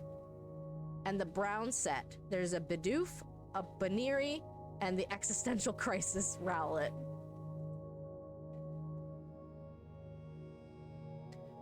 But I don't have, like, high quality pictures of those doodles yet, so I have not printed them and enlarged. Thank you very much. I'm working on the yellow and the pink set for tonight. So I'm gonna make standard and animated versions of these, but this is our Psyduck, and he's got, like, spiral eyes going on from the original doodle. And so because I want to animate them, I decided I would wait until I could take a picture of it blank so that I can add the spiral eyes. There's a Blissey Bless that will be animated with, like, some sparkles, because that seems easy enough to do. And now we're working on Shocked Pikachu. The Bless is gonna be a good one, I think, because, like, it's blessed, but it's also manifesting, so it has a lot of potential use, you know?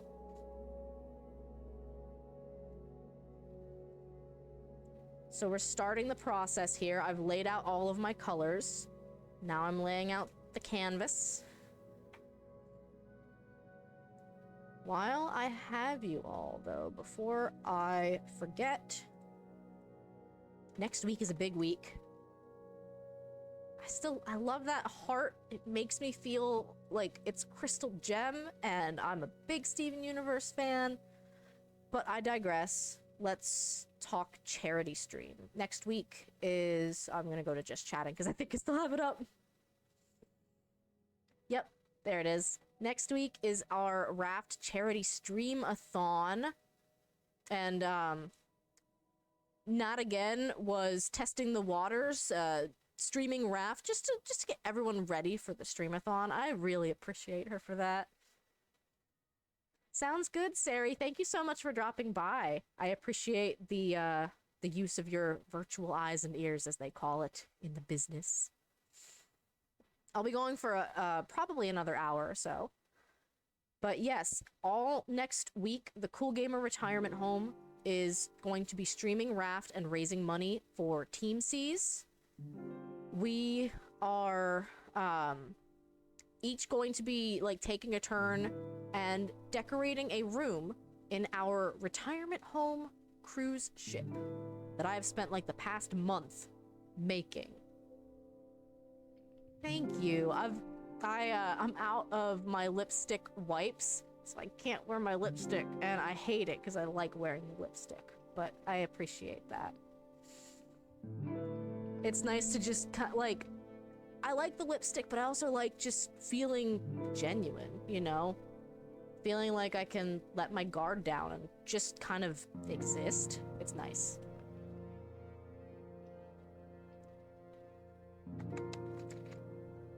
There's two wolves inside of me. One really likes to wear the lipstick, and one wishes I didn't have to.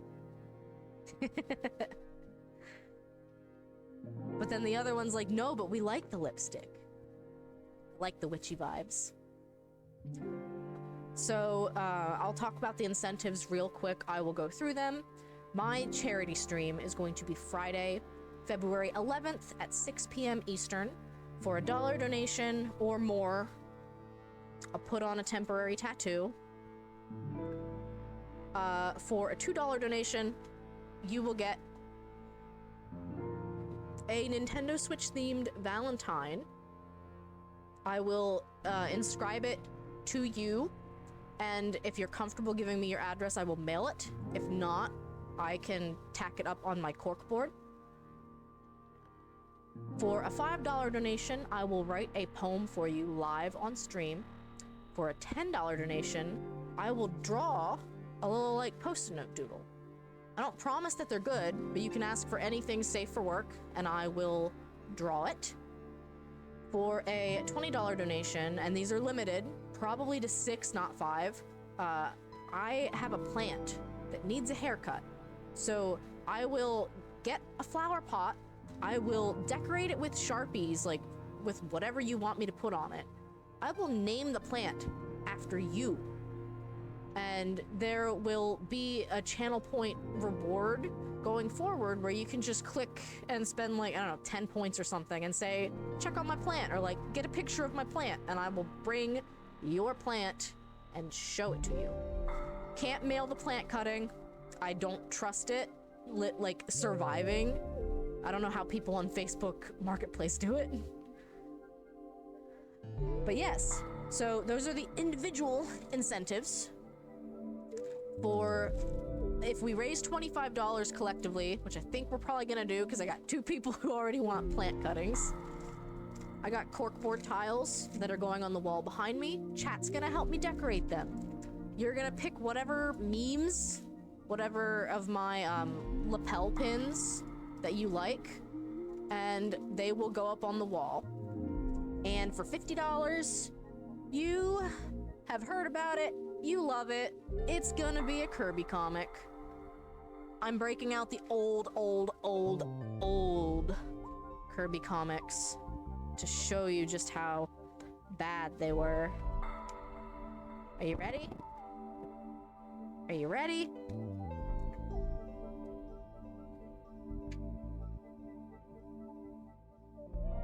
Oh, this one's great. So they're in outer space, and Tiff gives Kirby the Chrome Star, and he becomes Millennium Kirby. He's gonna bring the hurt. And then they're firing torpedoes or something.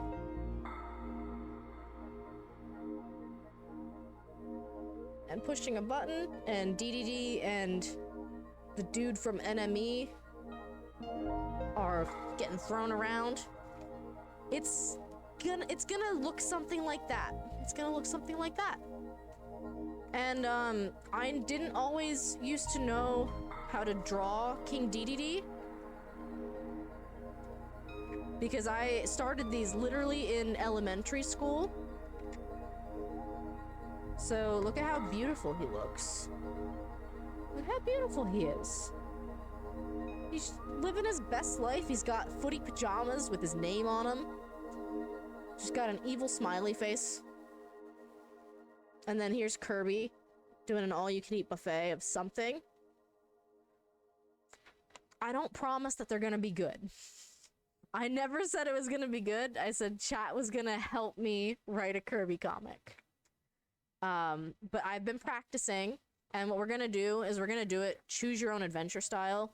So I'm gonna come up with like a list of 4 potential Kirby power-ups that you can pick, and then maybe have each story have like 2 possible branches, and probably going to allow chat to suggest cameos for like background characters. I have already been told that my friend will riot if my old like comic book Shrek picture does not make it into the Kirby comic. He will riot. So I've been told that that has to happen. I'm gonna tell him he's gotta pay up to make that happen, but you'll love to see it. Back to crafting. Sorry, friend, you gotta pay up. Asking y'all to open your hearts and wallets to Team C's. But we were talking about, like, I know most people will pick a charity because it means something to them. And growing up, I mean, I went through a lot of phases, which I now realize is the ADHD talking. But, there was a long period of time where I really wanted to be a marine biologist. Like, and still, clearly, like, the science part of things stuck. But I just thought the idea of, like, the ocean was very cool. It was our go-to vacation spot year after year after year. And I just always had a heart after learning more. And I, for a long time, was like, yeah, I'm gonna grow up to be a marine biologist. I did also have a phase where I thought I was gonna grow up to be a singer, but I think that was me being, like, a little younger. And so, like, the idea of a charity that literally will take your dollar donation and translate that into a pound of trash being removed from the ocean or, like, cleaned up off of a beach. It has such a real, measurable effect on things. And I love that. That's not to say that donating money is not a worthwhile cause to any other charity. But the fact that they have it figured out so well to know that, like, hey, here is your measurable contribution to this cause. We pulled a pound of trash off of the shore. It's so cool. I know Team C's does not just do, like, ocean and shore cleanup. They do something that's called, like, I think they called it ghost gear retrieval. And it's like either deep sea or like regular sea fishing gear that is hard to detect, and it gets stuck like deep in the ocean. And of course, like fishing lines and nets and stuff that deep pose a real threat to the ecosystem around there. So that's part of their focus as well, is removing this ghost gear. You can read more about it at the blog if you do the !raft command. I think I did it earlier and then we chatted for a bit and it went up screen.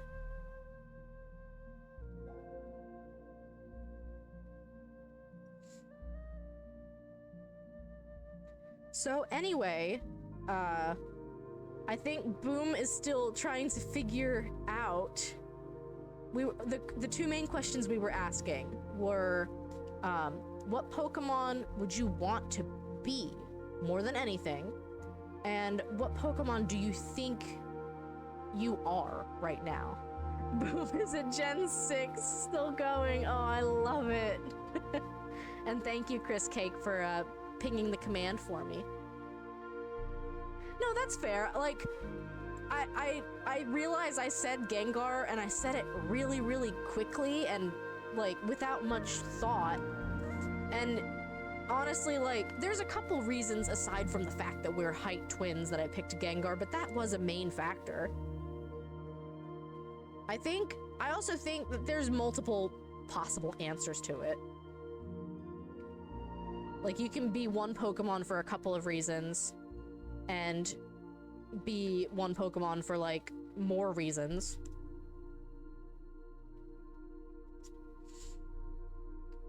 And then, this is a harder question, but we were also talking about Pokemon that you don't like. There's a lot of them that I am just indifferent to their design, but not many that I straight up don't like. The ones I don't like are the Clink line and the Voltorb line. I'm just not a big fan of them personally.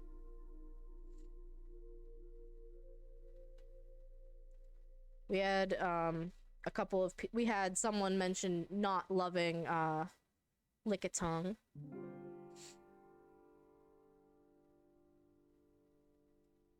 But now we are making Pikachu.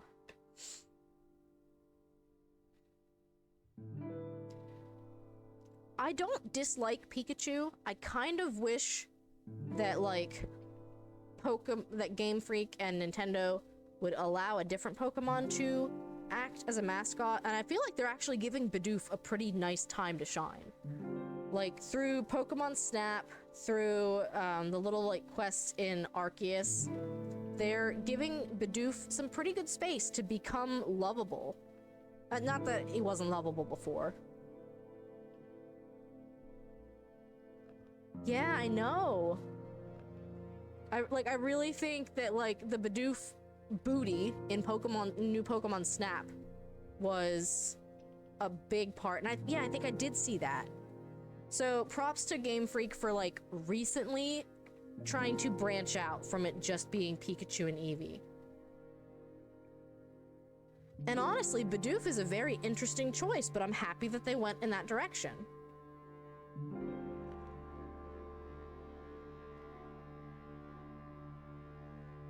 Hi, Kate! We are making the surprised Pikachu emote. I was asking Kate some questions earlier about how to put stuff on coffee because I am not knowledgeable. Ooh, what's this game? I feel like I've heard of it before. The one from the shoutout clip. Which game is that?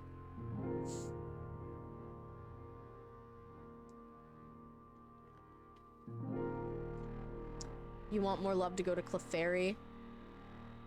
Forager! Okay, yeah, the clip did seem old because I think you've updated your talk sprite since then. You wanted more love to go to Clefairy, who was supposed to be the original Pikachu mascot, but they found it too feminine. I find it I find the difference between Clefairy and Kirby interesting because, like, no one ever said Kirby was too feminine even though he's pink. You know? I know that it takes, like, Clefairy has a couple of other design elements that might add to it being seen as more feminine. Yeah, I feel like Clefairy is a Pokemon that a lot of people like, but I do wish we could see more love for it in the games. Clefable is one of Lovelich's favorites as well.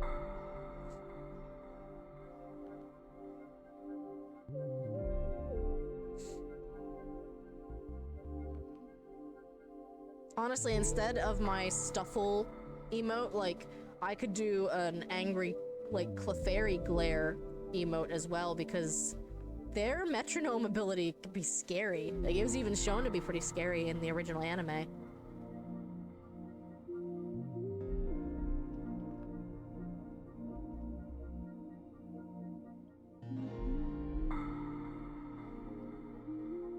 So yeah, for a while I was trying to keep my hands in the hand cam, but as you can see, this is not great posture. So now I'm just kind of keeping the picture as it's coming together in the hand cam. And then I can use my hands freely.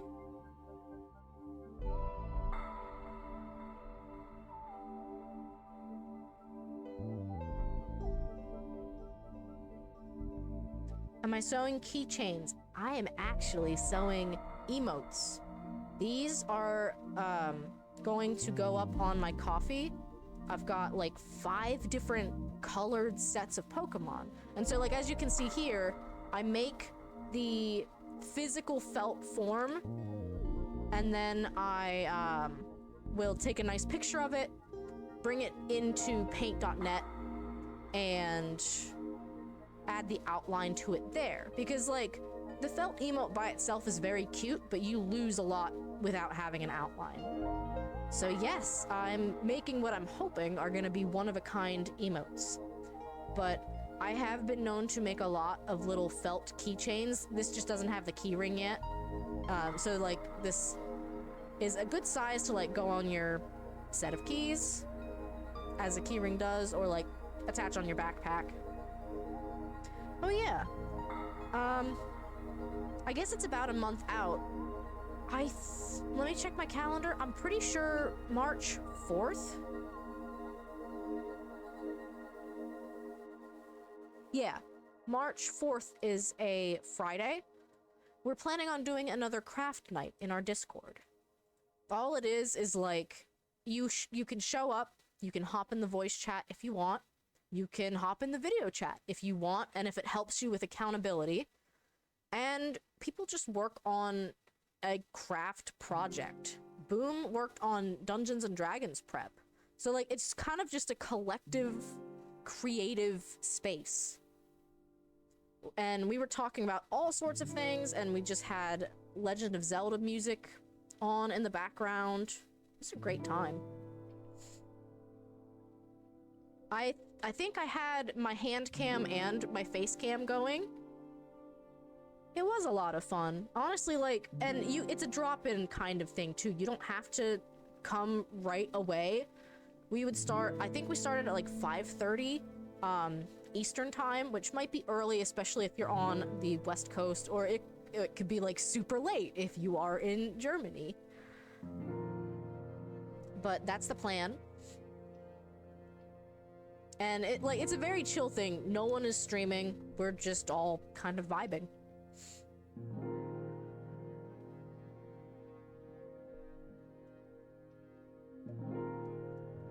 I had contemplated putting a movie on in the background, and I think most people decided that for them it might be a little too distracting, but it's still an option that we can talk about and vote on for next time, because I've got a lot of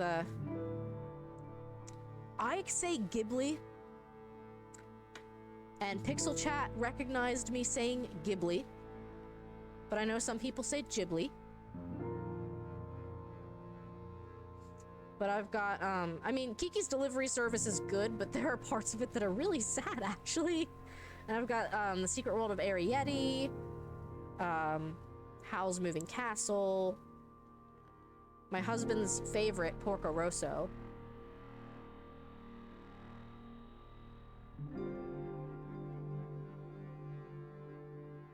I don't know when I'm gonna do my next, Discord sing-along. Or what I should even do. My heart says Encanto.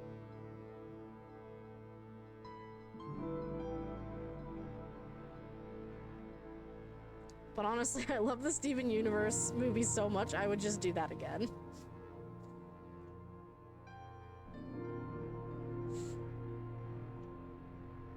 Oh, also, I cannot get out of my head the idea that I want to learn how to play the ukulele.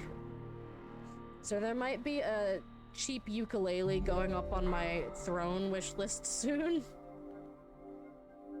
Because I was like, my sister's like, oh, I have a ukulele. And I'm like, oh, how often do you use it? And she's like, every day at school, every single day. And I'm like, well, then I guess I can't borrow it if you use it every day. My heart wants me to learn the ukulele And I want to learn how to play Dos Oruguitas from Encanto.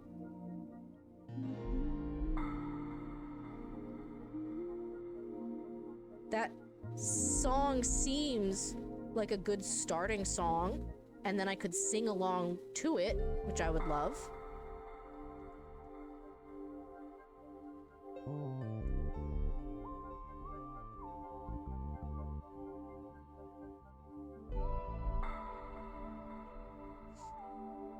Because yes, I really liked performing in Mopsy Bebop's birthday celebration, and it's got me like itching to try to figure out where I can fit music into this content creation thing.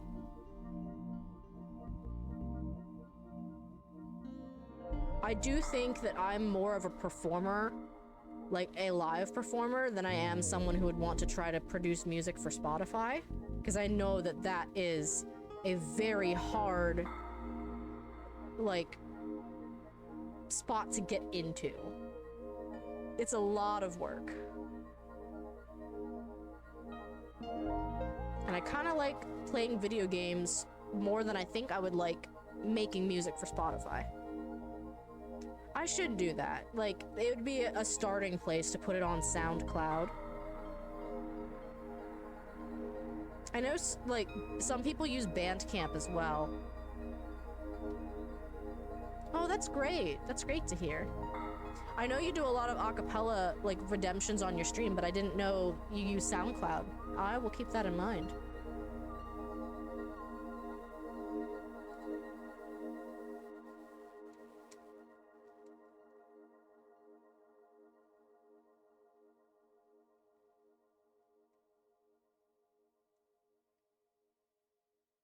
So yes, I am gonna have to figure out my game scheduling coming up here.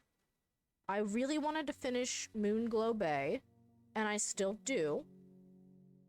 I might do a poll and, like, figure out how much chat really wants to see that happen. Like, is that a game that I can finish off stream and nobody would really mind? Or is it a game that people are, like, actually itching to see more of? Because it is, it's the fishing game that it's a voxel fishing game. Very chill. Very, like, lo-fi, rainy beats to shop and fish to is literally a name of one of the songs that Lena Raine did.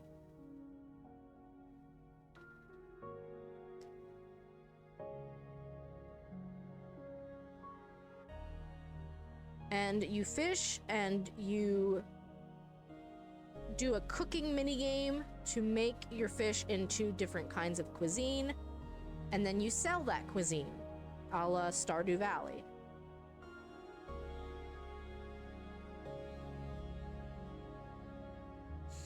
It's also got a fairly compelling plot.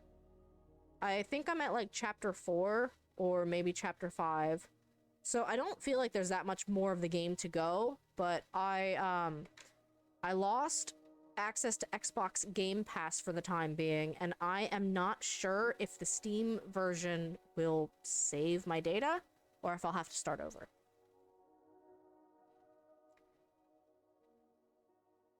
Which is my only, like, it's the only thing that's making me pause from just saying, oh, of course I'll finish it, is the thought that I might have to, like, play through it, all of it again. And again, it's not a super long game. It's very doable. Where did I put that little piece of paper?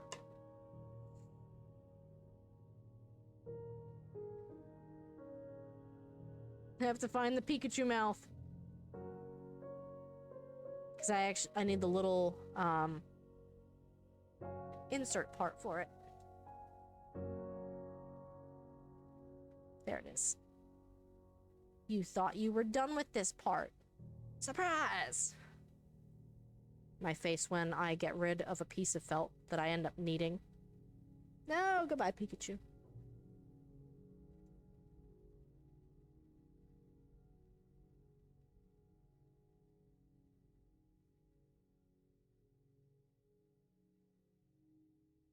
But another game that I have been itching to get into and play through the entire series on stream is Rune Factory.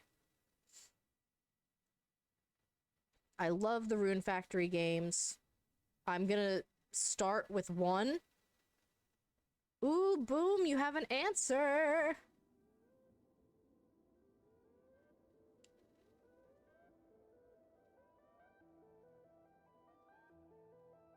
Did you go through every generation to find your answer? Frostlass, that's such a good pick.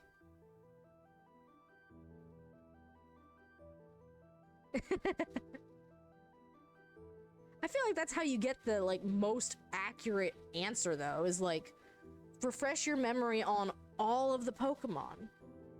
Runner-ups are Breloom and Steenie. Steenie is the, is Steenie the tiny... No, that's Bounsweet's the tiny one. Steenie is the middle. And then, Sarina is the final. Oh, of course. You can't forget Sylveon and Hatterene. Trans icons. Okay.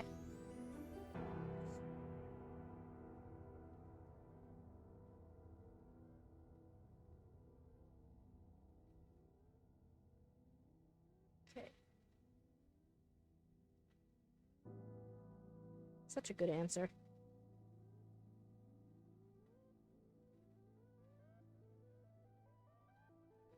Look at that shocked Pikachu. That mouth is it's a little big Pikachu. And my black felt is last. I feel like this one ended up taking longer than I thought, but it's because I'm getting really distracted. Having fun talking to chat. Never a bad thing, of course. Having looked through the whole national dex, you still don't know which Pokemon you dislike. That's fair. Like, and it was a hard question for me to answer too, because I feel like, if anything, I'm just indifferent to a Pokemon. It's like, you exist, maybe you're not my favorite, but I don't dislike you. That's a fair one. Jinx was not a great design. Do we think that nose is too big on Pikachu, or do we think that for the sake of the emote being readable, it's good? I could trim it a little bit. Working with felt pieces this small gets a little fiddly.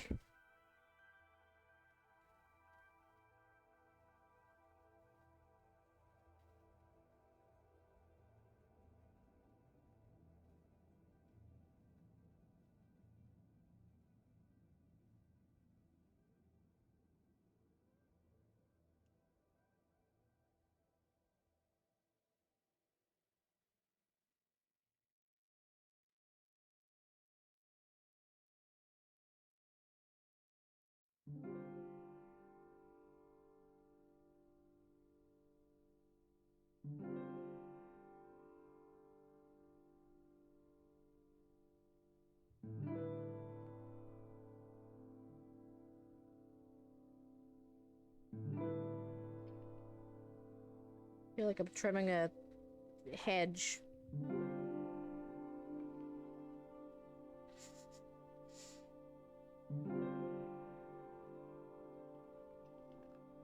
No, I feel like that nose is passable. I could make it a tiny bit smaller.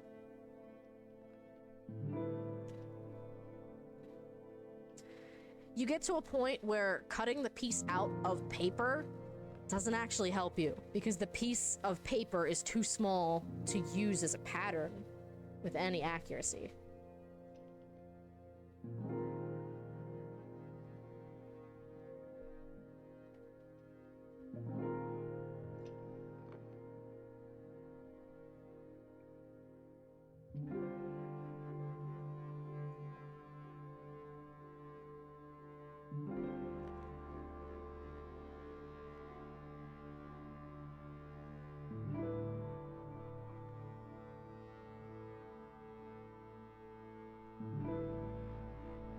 So yes, in addition to Rune Factory, I I don't think I want to do a playthrough of Pokemon. I keep going... Oh, wow, that's tiny.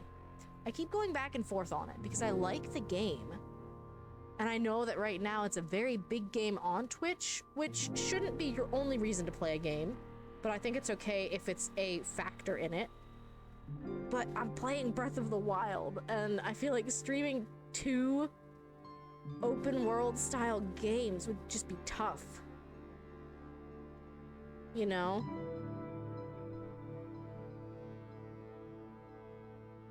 Oh, that's much better.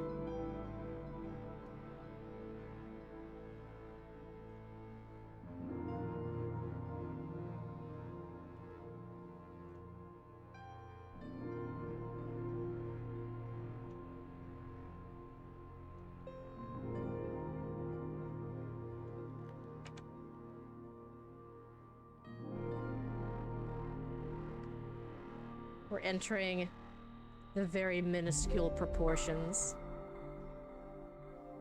But another game that... Where was I going with this? We've got the Rune Factory series, we've got Breath of the Wild that I want to finish. I'm taking a break from Celeste because we beat the story, and I don't know if I have the resolve to go after all of the B-sides on stream. And I certainly don't feel like I have the resolve to play through the farewell content. I did get all of the strawberries. I got all 170 strawberries that are available to you in the base game, not including the core.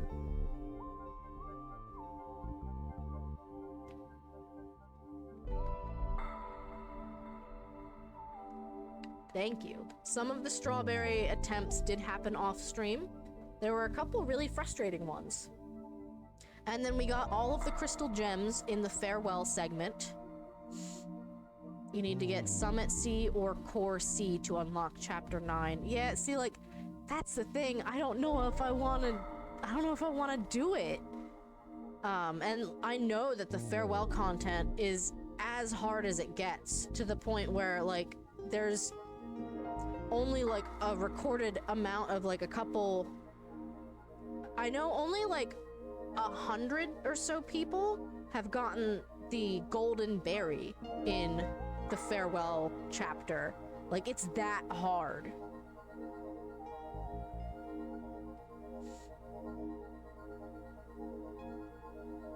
That's fair. And like, to me, I think my give it a shot was, let's get all the strawberries.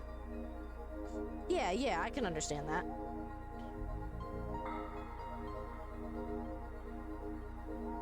So these are a lot more fiddly than the first ones I did.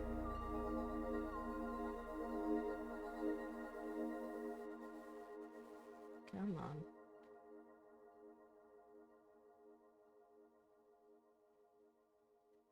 That's fair.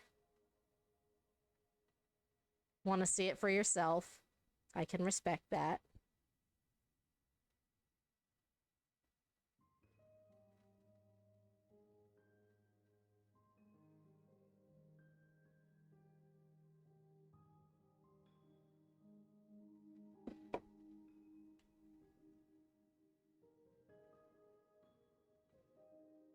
And like, I know some people may have thought that Madeline being trans was like an after-the-fact kind of thing, but I really think the basis of the game, like, it fits the narrative so well.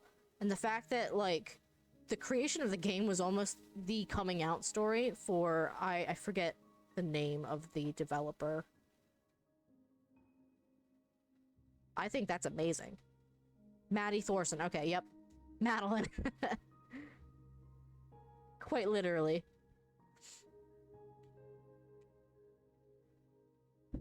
It is. It really is. And, like, you hope that that keeps opening the way to seeing more.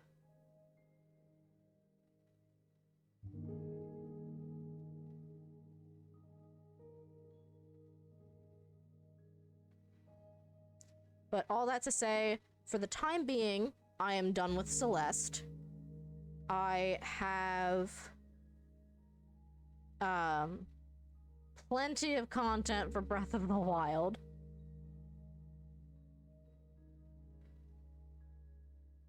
And so I'm kind of trying to figure out. You were choosing between Madison and Madeline as your legal name, and that may have been an influence. Honestly, I think we latch on to, like, the kind of characters that we feel represented in, and, like, those names become really important to us.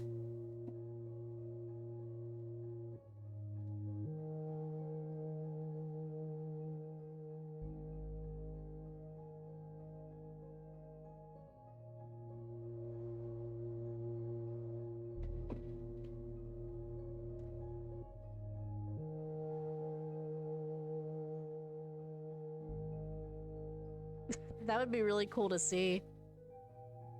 A Boom Madeline cosplay. While you're streaming Celeste, too. You know what must be done.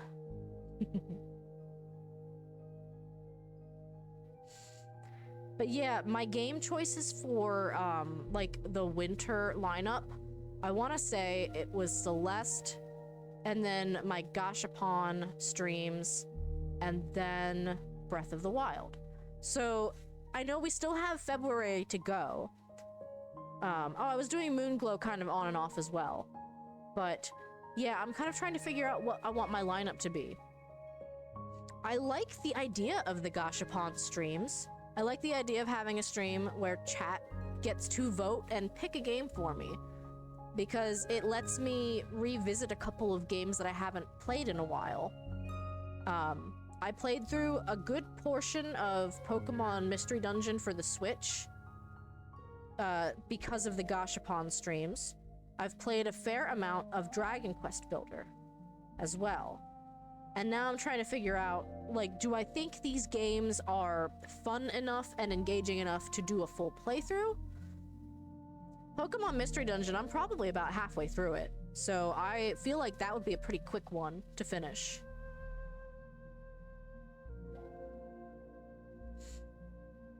And there's so many character voices in that one.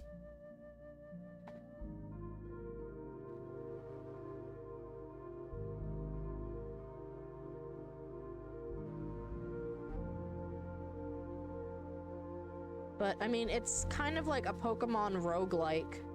Roguelite, probably, is the better way to describe it. With the randomly generated dungeons. So that's one that I could see myself finishing.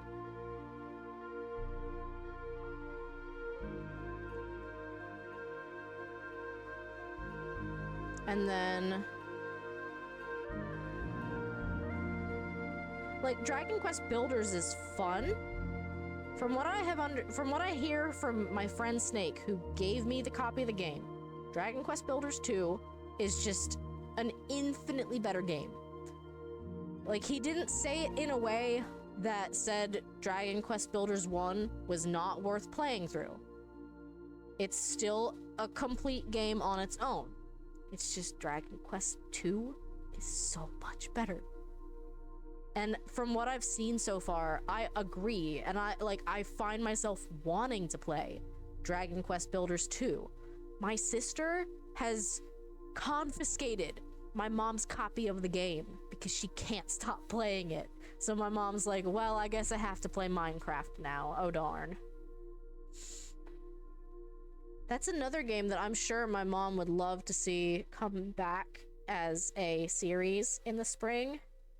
And I even thought about doing like a Back to My Roots segment where I play some of my earliest games, like Minecraft, whether it be vanilla Minecraft with mom, or like a modded Minecraft, like Better Minecraft, or Pam's Harvest Craft, or an adventure pack, or something like that.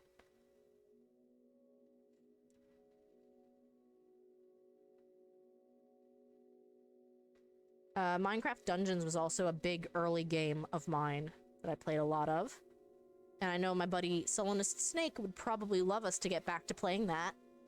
But like, there's so many games I want to play, and I feel like it can be hard to schedule all of them with any sort of consistency, you know? Like, I am only streaming like 3 days a week right now, so clearly there's not room for 6 different segments.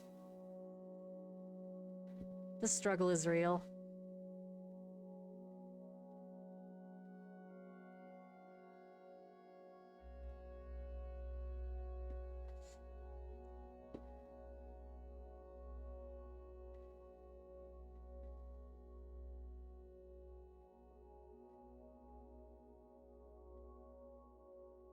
For now, we're definitely taking a break from the Cirrus SMP Minecraft series, just because we need more interest before we proceed to Season 2.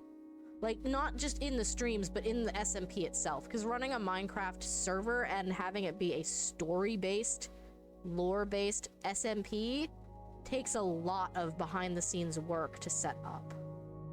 That's so much extra hot glue, oh no! Can I salvage it?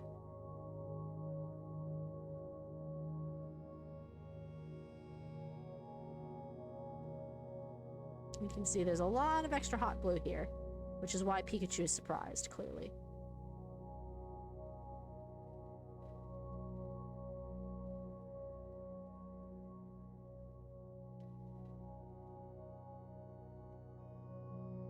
Come on, it's so stringy.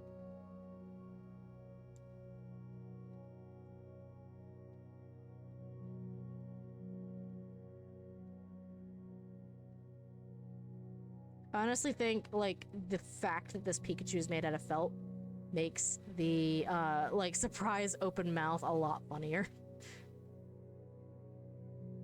Like, it's just surprised at its own existence.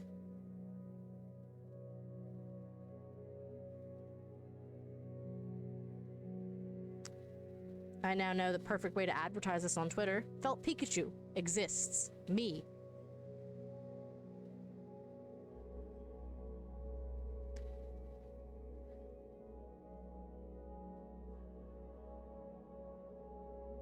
Alternatively, Felt Pikachu isn't real and he can't hurt you. Me.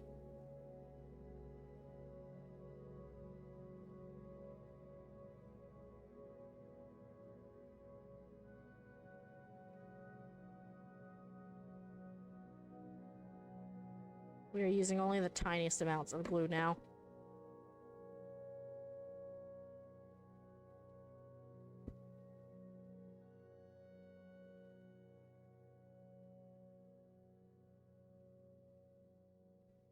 Honestly, the gluing has taken the longest. The Blissey was just like bam, bam, bam.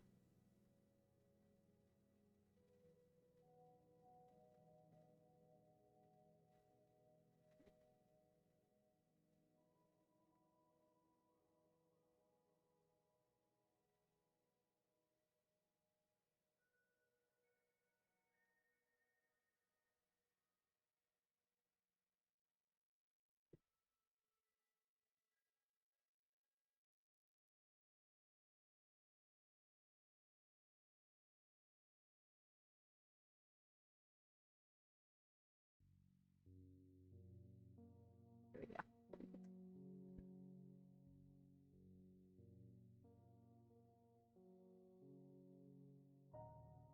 The glue is not super forgiving as a, like, an adhesive, given that it's hot glue. I don't have any fabric glue at the moment, but it's working. It's working. And yes, I am going to put a little white dot in Pikachu's pupils so that it looks a little bit less soulless.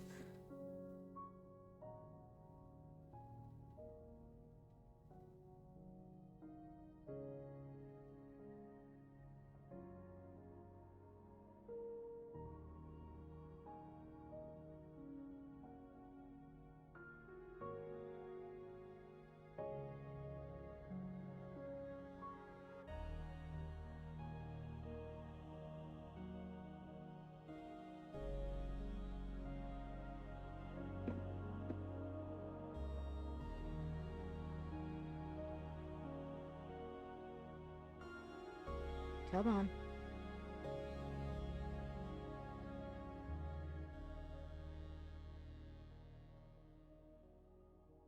Yep.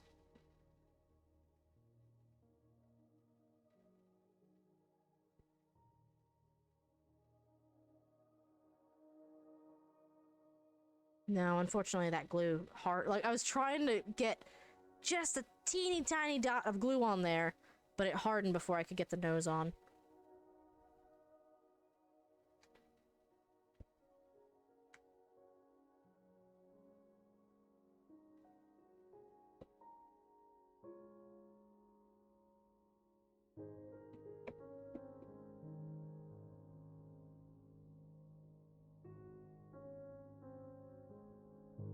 The nose might be something I just doodle on. As cursed as it might look, it's so small. And like, I know if I get it glued on, you're gonna see a bunch of extra glue. And that's not the easiest thing to clean up and maintain the felt texture. I've done it like once before by kind of tricking, like I'll select a segment and try to use it as a fill brush, but it falls apart really quickly under the microscope. Which probably works okay for emotes. I just don't love it.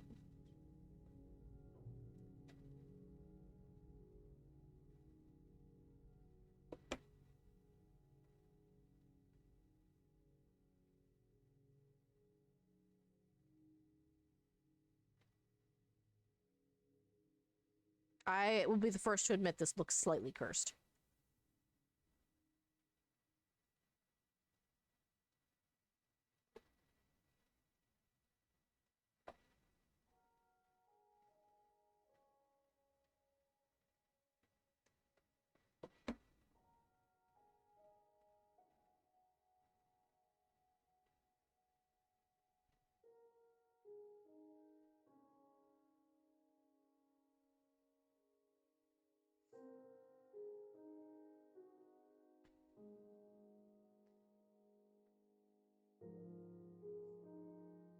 I feel like I do like the Gashapon streams, and maybe I could do like a Back to Your Roots stream where I play one of my early games and just have that be what chat votes on. Is like an earlier game that I streamed and I'm revisiting.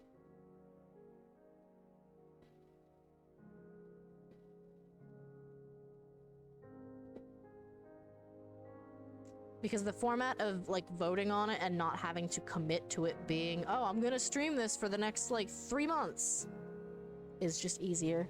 Hi, Inky! Hi, Inky! Hi! You wanna come say hi? You wanna come say hi to chat? No? Don't you make a liar of me. Go make a liar of me. What a brat.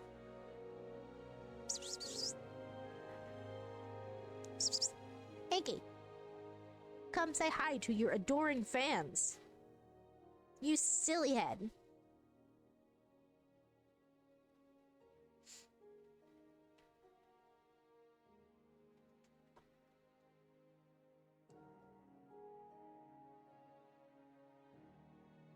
Okay. This is about as clean as I can get it from some of the excess glue. I'm gonna have to add the pupils in post and add the nose in post, but that's easily doable. And for now, it just looks slightly cursed. I don't think I can see a way to make the Pikachu emote animated. Not easily, anyway. You know what I mean? Hi, Chimpkin! We're doing emotes. And I have a cat yelling at me, but he won't jump up and say hi. Where are you? Inky!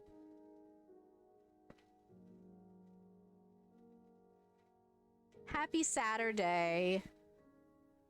I'm doing well. Here's emote number 1. I know it looks slightly cursed, but listen, hear me out. The nose is too small out of felt for me to glue on there without getting a mess of hot glue everywhere. And same with the pupils, so those are gonna get added in post, and then like the camera can pick up the felt texture pretty well. You can see it in my follower emotes. if I can click them. Like the zoomed in versions, you can actually see, oh, that's made out of felt. And these are gonna go up on my coffee. Here is a, gotta get all this excess hot glue fibers out of here. Here's a Blissey Bless emote for when you need to manifest good luck for a win or a shiny. And that one's gonna have an animated form and a traditional form. Blessy.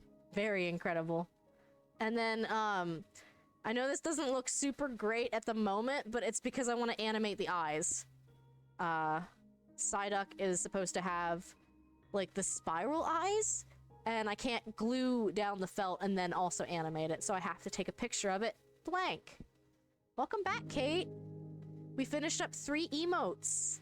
Yes, Psyduck is in agony over having no eyes. I have no eyes, and I must see. So those are our first 3 felt emotes. I have a little more time, so I'll get started on the 4th one. I feel like the cutie fly would be fun, but the Slowpoke would probably be quicker. Because the cutie fly has a lot more small parts. And then there's also a Stuffle. I have been doodling non-stop the past couple of weeks. You can find some of the doodles in the Discord. I have placed all of them in the art channel. But really, my main reason for drawing... segue... is in preparation for our upcoming charity stream. So I'll pop that one as well. But next week we're doing a stream-a-thon all week. Oh, excuse me. Someone will be streaming every single night, playing Raft, and we are going to have them decorate rooms in our retirement home cruise ship while we sail around and pick up trash from the seas, just vibe, meet by the ocean, eat some fruit. Not a dollar bill in sight.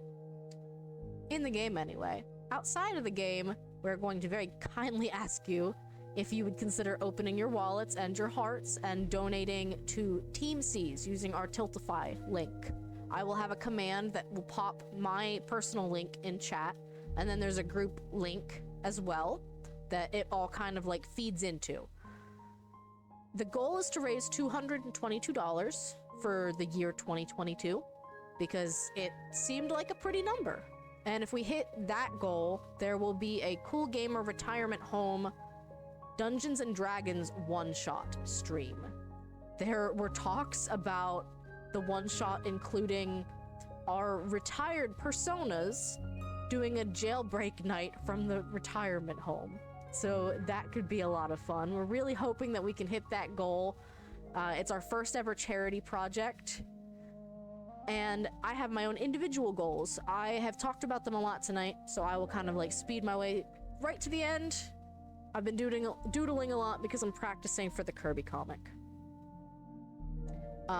It's gonna be a choose your own adventure style comic that I will draw live on stream with chat. I'll probably like storyboard just a little bit of it ahead of time because I like to not go into stuff completely blind. And also, my stream Friday, February 11th, I'm supposed to be playing Raft, but I've added so many charity incentives that I'm aware I might not be playing much Raft. You guys might be pulling me away from playing Raft to say, please write me a poem, or please do a sticky note doodle of surprise face Pikachu for me. Or please decorate a flower pot in my honor, because I really would love to have a plant named Chimkin Tamara that I can like click to redeem channel points and say, how's my plant doing? And I'll pull the plant over and be like, your plant looks great. It's got little chickens all over the flower pot. It's amazing. But I digress.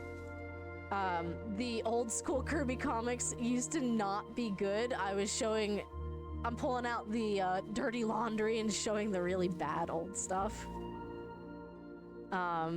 We have King Dedede in his footy pajamas with his literally the letters DDD on his pajamas and that hat. I have learned how to draw King Dedede since then, so fear not. Old footy pajama Dedede is not real and he can't hurt you. Now he looks like this. And oh, what else was there? It's so bad. In this comic strip, Tiff and Kirby are in space in a spaceship, and she throws a chrome star. Hi, Inky. You finally want to come say hi? You picked the best timing. Kirby is thrown a chrome star, and he eats it, and turns into Millennium Kirby. Millennium Kirby might be real, and he might want to hurt you. I'm gonna pick like 4 potential power-ups, and chat can choose between them. Inky. And then we'll do it like choose your own adventure style, where if chat wants... Welcome back, Sari! Just in time to see the really bad muscles. Also, I said I knew how to draw DDD, but look at this. I used to draw these a lot in elementary school, so it's been really freeing to get back into art this year in kind of a big way. So, all that to say, I really want to make this Kirby comic with chat happen. So I hope that I can see you guys there. If you can't financially support, I totally understand. I don't in any way want to like guilt trip you into donating. There are other things you can do to support the stream instead of donating. Hosting helps a lot. If you're streaming, rating into any of our events helps a lot, because we'll be streaming all week next week. I'll post the schedule on Twitter. But I think it's Monday 7 p.m, Tuesday 8 p.m, Wednesday might be 3 p.m, Thursday 8:15, and Friday at 6. But I might have some of those days flipped. Just keep an eye out for us. I'll definitely have hosted up whoever is live, so if you're looking for whoever's next up in the Streamathon lineup, you can just head to my channel and find them that way.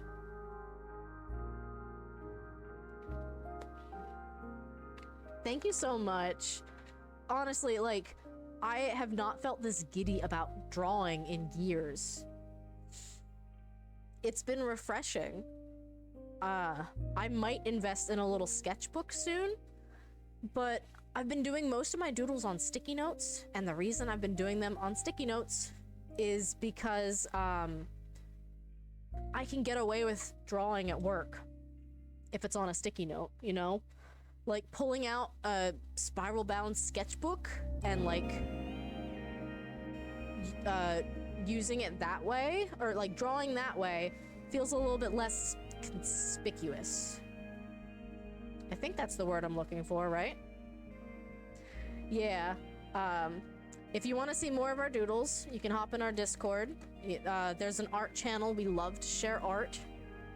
We have decided that 2022 is the year of art, and I really hope that that Kirby comic can happen and get us there.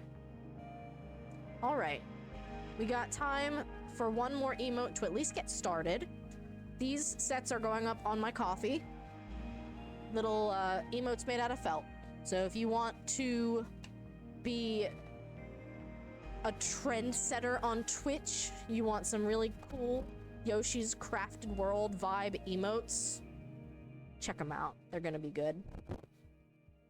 I hope I'm not selling it too much. I've got 5 different Pokemon sets, different colors, and I have a Kirby set, because of course I needed a Kirby set. I made my first paired emote set. It's King Dedede with his mallet doing a bonk, and then Kirby getting bonked. Pixel chat, excuse me! Bonked. Close enough. Pixel chat, so vulgar. I know. No, the Kirby getting bonked is cute. Like he's got that little like tear in his eye, and there's a little star bouncing off of his head. Like in a way that you can tell, oh, that's gonna smart, but not in a way that it looks like Dedede's out for blood.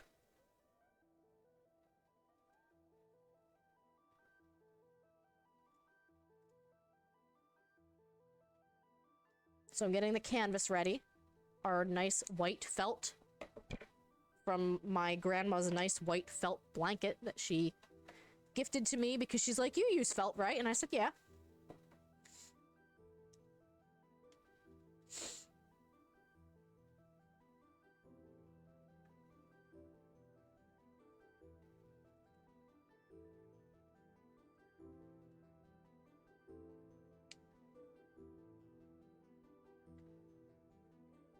So, Slowpoke is also kind of an easy one in that he doesn't have too many layers to him.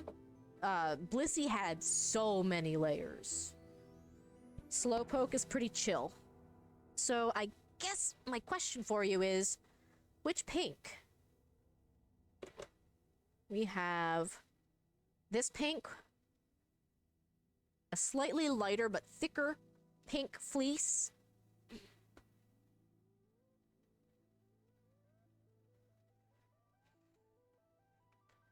or a more pastel pink. To me, I feel like Slowpoke is a lighter color than, say, Stuffle. You like the darker one. I like the darker one. Yeah, we'll go with that.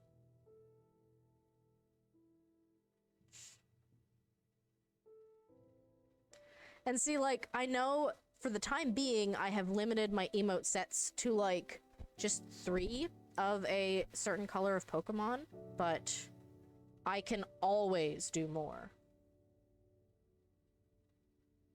So I'm gonna cut the whole Slowpoke out, because I don't need the question marks in the way at the moment. Honestly, I don't even know if I need the question marks. Like, I can cut a question mark out of felt. I don't need a pattern for it.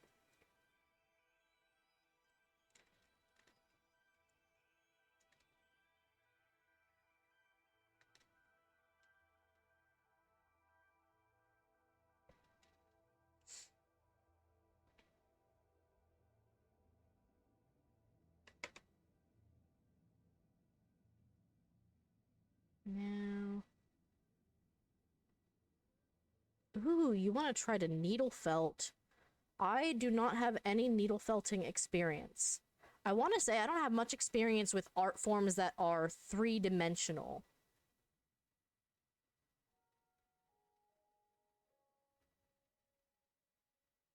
I think I would love that for you. I think if 2022 is the year of art, let's go for it. Let's teach ourselves something new.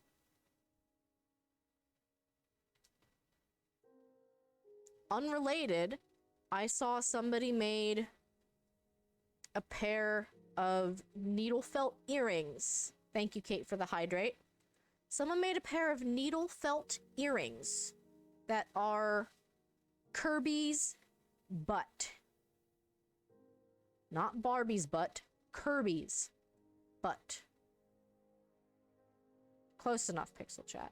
So, like, this, but in earring form. Oh.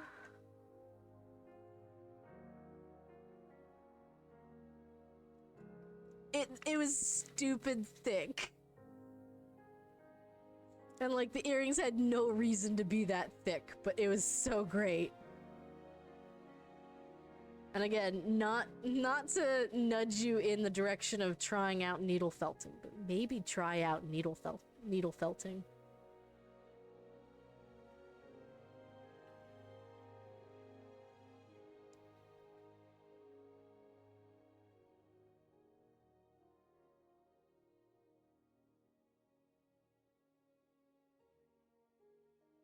Yes, for all of the thick curbs.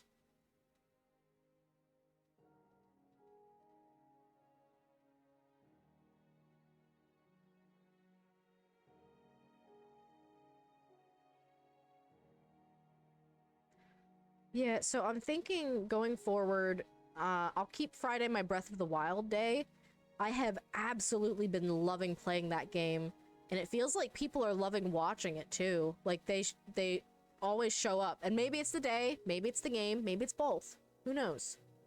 But I definitely want to keep doing it because I'm having so much fun, and your energy, like, really, I feel like it feeds into me, and then I'm able to, like, have a lot more fun with it. Wednesday, I might do that going back to your roots segment, but make it a poll. So I'll kind of combine both, like the gachapon idea, as well as revisiting a game that I used to stream. Thank you, Sari.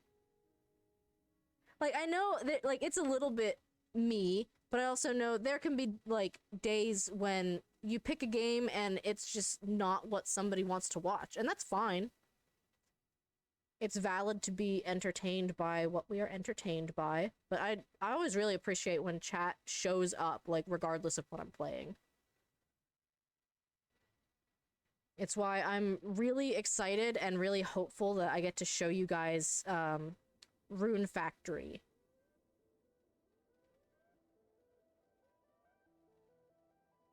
It was a farming simulator that came out in probably middle school, high school years for me.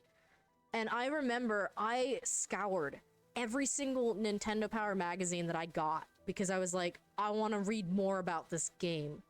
And then, of course, they had like 4 games come out total so far, with the 5th one, I think, slated for release in March on the Switch. The 5th one looks not like genre breaking, but it looks good. Like, really different.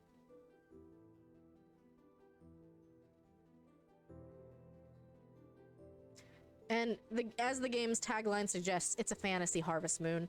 It's a Harvest Moon JRPG is the best way I can describe it. With plot and dungeons and farming and marriage. It ticks all the boxes. Imagine if Stardew Valley just had, like, an actual plot. And more like anime art style for the characters.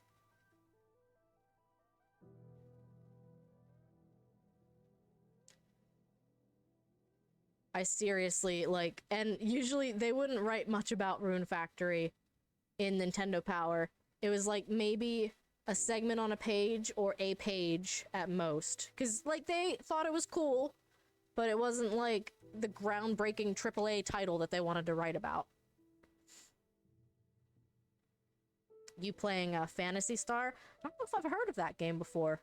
But, like, I do think it's important to, like, find yourself a community where they will show up to whatever you're playing. And I understand, like, it could take a little bit to grow that kind of community, but it's worth doing. 100%.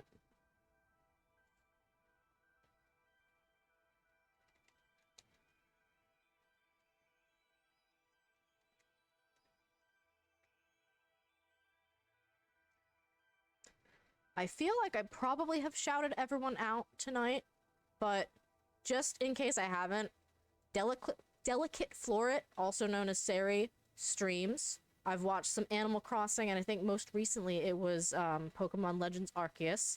Yeah, Boomerang streams. It's been Arceus, there was some Divinity, I think some Civ, and recently a lot of What the Golf. It has been so enjoyable. Chris Cake, TTV, he recently rebranded, and I think it's been a lot of Pokemon, so, like, very on brand with tonight. So happy he could show up for that. I don't some music streams as well. He's got some music out on... Oh, you're still here! Definitely not trying to, like, summon you from the void by talking about you, but I just want to make sure, like, everyone can... I can do the shout-out command, but I kind of want to, like... I want to talk about the people that are here, that are showing up. So, yeah, he's got a SoundCloud as well, that he puts some of the music on. Ooh, you're working on music right now? We are in rarefied air tonight. I keep meaning to... I did record a vocal track of myself singing the song that I worked on with my family for Mopsy's birthday, B-Bash. Ooh, D&D time. Thank you, Boom. You'll probably get pulled along for a raid shortly here.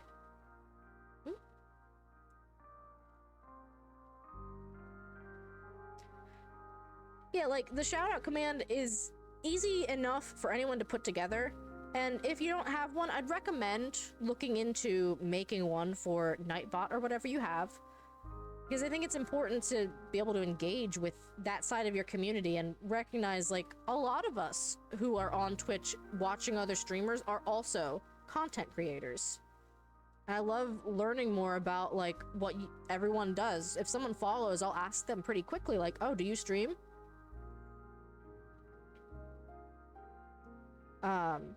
Who else has been here?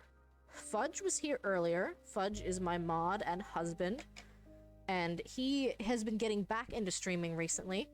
He likes to do a lot of, like, turn-based strategy games and RPGs, so right now it's The Witcher 3. Yes, power couple.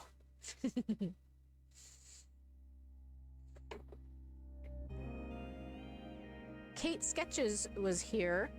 I don't know that I've gotten to catch too many of the, like, video game streams from Kate. Usually when I'm able, like, when I see the live notification and click, it's bedtime.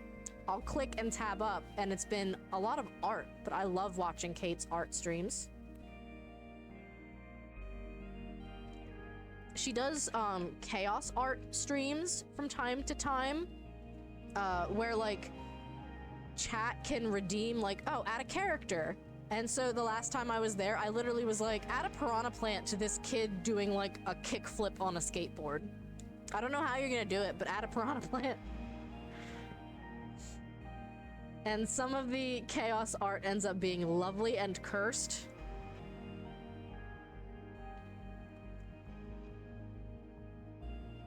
You gotta finish the piranha plant!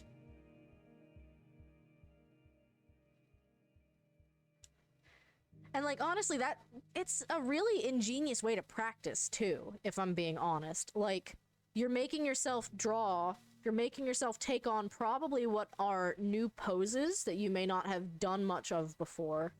That's the thing I'm trying to teach myself when I'm getting back into art, is that, like, it's literally okay to pull up a reference picture, and even, like, to trace a little bit of the reference if you need it. You know, like, let yourself learn. Let yourself practice.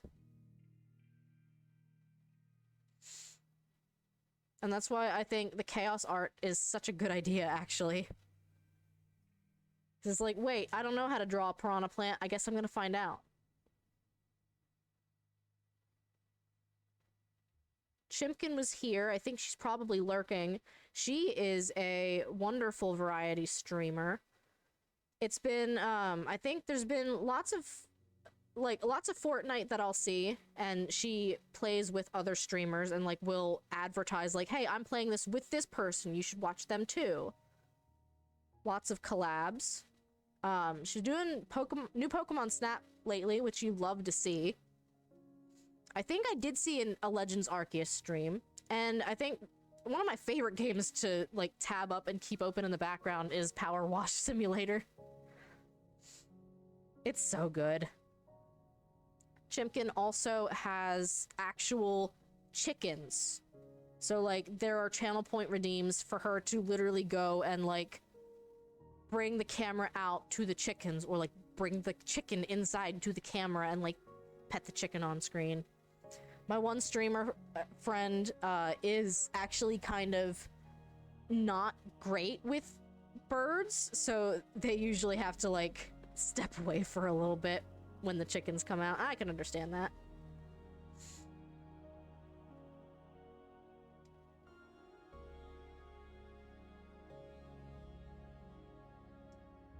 New Pokemon Snap is gorgeous. I keep meaning to play more of it. There's a part of me that thinks streaming actually helps me with accountability for playing and finishing games. And then there's a part of me that is struggling right now with, I'm only doing 3 streams a week and I want to schedule like 8 different segments. What do I do? I love what Shay is playing does, in that, like, she doesn't confine herself to a very strict schedule. You scream? Yeah, no, you scream. You're just like, how? How do I do this? Shay doesn't confine themselves to, like, oh, I'm doing this segment Monday, this segment Tuesday, this segment Thursday. It's literally just like, they'll decide on the day, I kind of feel like playing this. And I know I have the power to do that, but I am a creature of consistency, and I get ADHD decision locked a lot. So, to me, having that schedule predetermined helps me to say, no, I'm doing this. It's freedom you can't handle. Exactly! Like, I can't handle it, and I'm afraid I would just end up not streaming. I'd be like, I don't know what to play. I give up. That's why oftentimes I'll just be like, it's a Gacha day. Chat, you pick for me. What do you want to see? It is okay. It's okay to, like, give yourself that structure. If you know you need it, take it.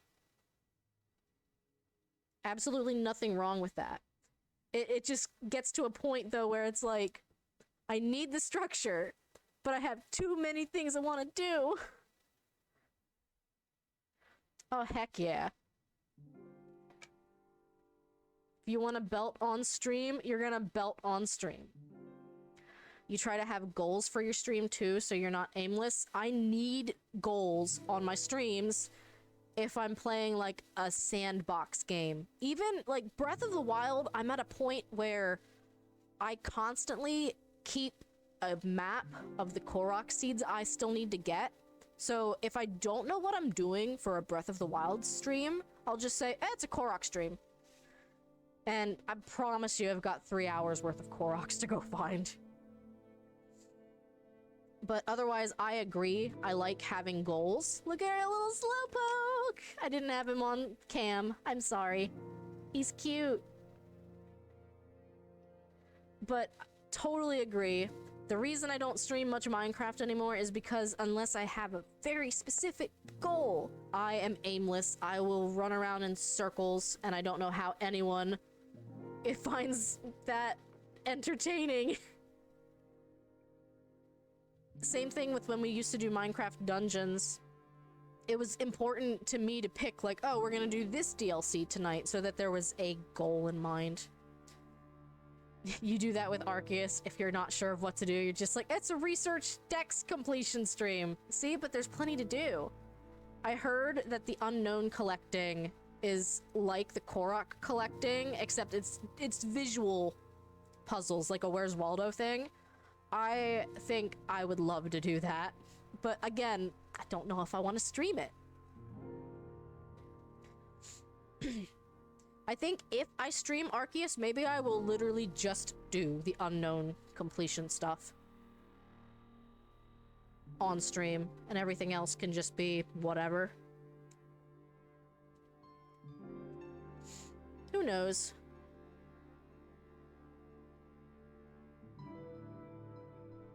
But I definitely want a day for Breath of the Wild. I definitely want a day for Farming Simulator, because I have been missing the farming sim games. I haven't played one in a while. I guess the recent farming sim game I played is probably Dragon Quest Builders, and to me it almost doesn't count because it's got a lot of like plot and story to it. I don't know. Slowpoke be coming along amazingly, thank you.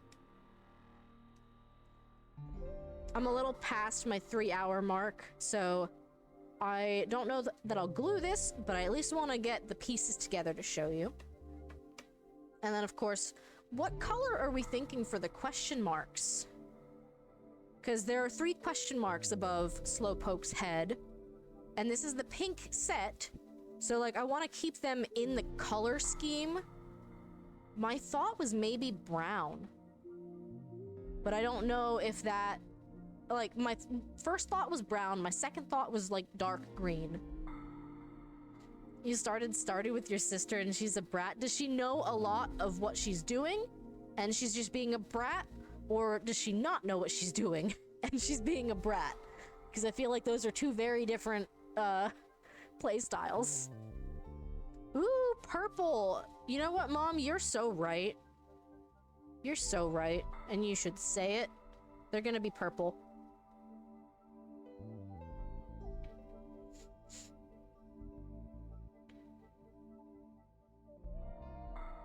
See, Slowpoke's coming along slow and steady. You know what? I missed an opportunity. It would have been so funny if my camera were a little bigger and I, like, ever so slowly put Slowpoke behind. Like, put Slowpoke together in the background while I was making another one. So, like, Slowpoke is built during the entire duration of the stream. Damn it!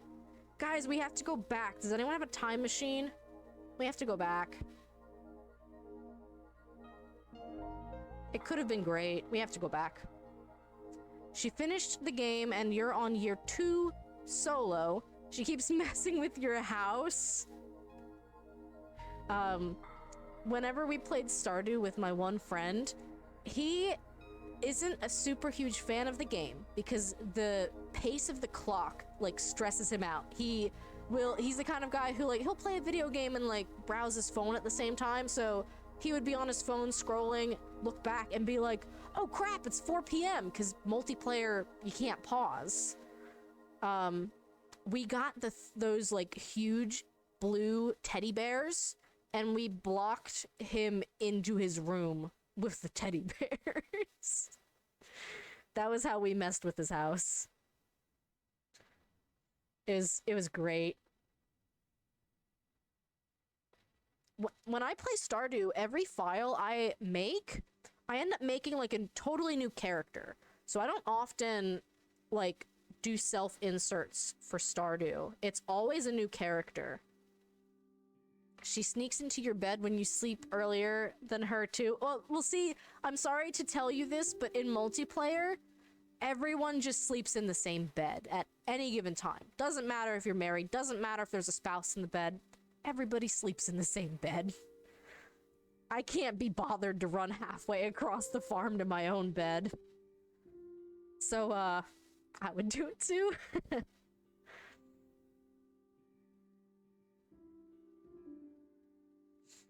But I'm really excited to share Rune Factory with you guys. I know Space Boy Sean has been looking forward to it as well. And Chimkin, actually, I forgot, when I first followed her, one of the main games she was playing was Rune Factory 4 on the Switch. Your new character is a BTS stan, so that's fun. Ooh. Like, I have a character that is like a Ron Swanson type that lives in the forest farm, and he fell in love with Dr. Harvey. I have a kind of like a rogue slash like scrappy fighter that does a ton of mining and also fell in love with Dr. Harvey because he kept having to go to the doctor's office when he worked too hard and passed out, or fought too hard in the mines and passed out. Oh, that's good. Oh, that's good. I had a purple-haired pretty boy character named Emile that got married to Sebastian, and they are happily in love. I have a character that's really into making tea, whose name is Alabaster. I tried to make a character that I was like, no, she doesn't like the mines because it's icky. But you lose so much of the game if you don't go to the mines. So I feel like even if it's a character choice, it's a really hard one to stick with and say, yeah, no, my character won't go to the mines because the monsters are icky. Because then you lose all the ore. How do I digitize these emotes? Good question. This here, my hand camera, I use to take a high quality picture with my like ring light looking down at it. And then I'll cut most of this excess white felt away. And to digitize, I bring it into paint.net and I draw the outline there, either using a mouse or I do have a very old, very cheap Wacom tablet and pen.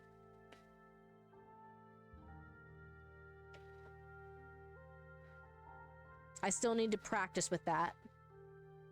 So I don't know if that's any easier to me than the mouse. But like, it works in my favor using my mouse because my hand is not perfectly steady, but it kind of makes the outline look like yarn. And that plays in my favor very heavily in terms of the theme. So to me, that's great. I am utilizing the strengths that I have. And part of me wants to say, like, okay, what if you tried just doing the emote fully digitally? I still struggle a little bit with, like, shading and polishing. So I don't know if I have the confidence to try those and sell them. But I have been loving how these felty emotes have turned out. I've been loving the response I've been getting to them. Like, everyone seems to be super into them and think they're, like, really unique. And I think they are. And I kind of want to, like, use that and see if I can further my art career a little bit. I need to think of some blue emotes. Have you ever seen that, like, funny picture of... I'm trying to explain this the best I can, but it's like, you know when a dog looks at you and then, like, gives you side eye? And it was a hand-drawn little doodle of, like, the dog giving you side eye. And I was like, can I make Poplio giving side eye as an emote? Like, is that something that will read as an emote? So I was gonna doodle that and figure it out. Chris Cake has the most lovely... I think there might be... Are they Galaxy Elliott's emotes? There's a, like, a Manaphy or a Fione waving, and it's so cute. But that makes me want to pick a different Pokemon for my Felty, because that one has been used.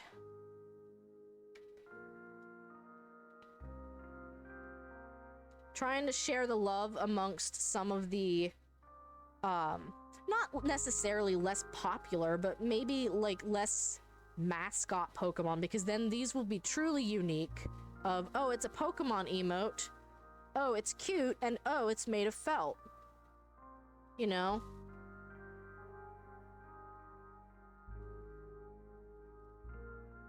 That's why I'm so happy that my Sewaddle emote looks as good as it does, because Sewaddle is not a super popular Pokemon. I love Leavanny.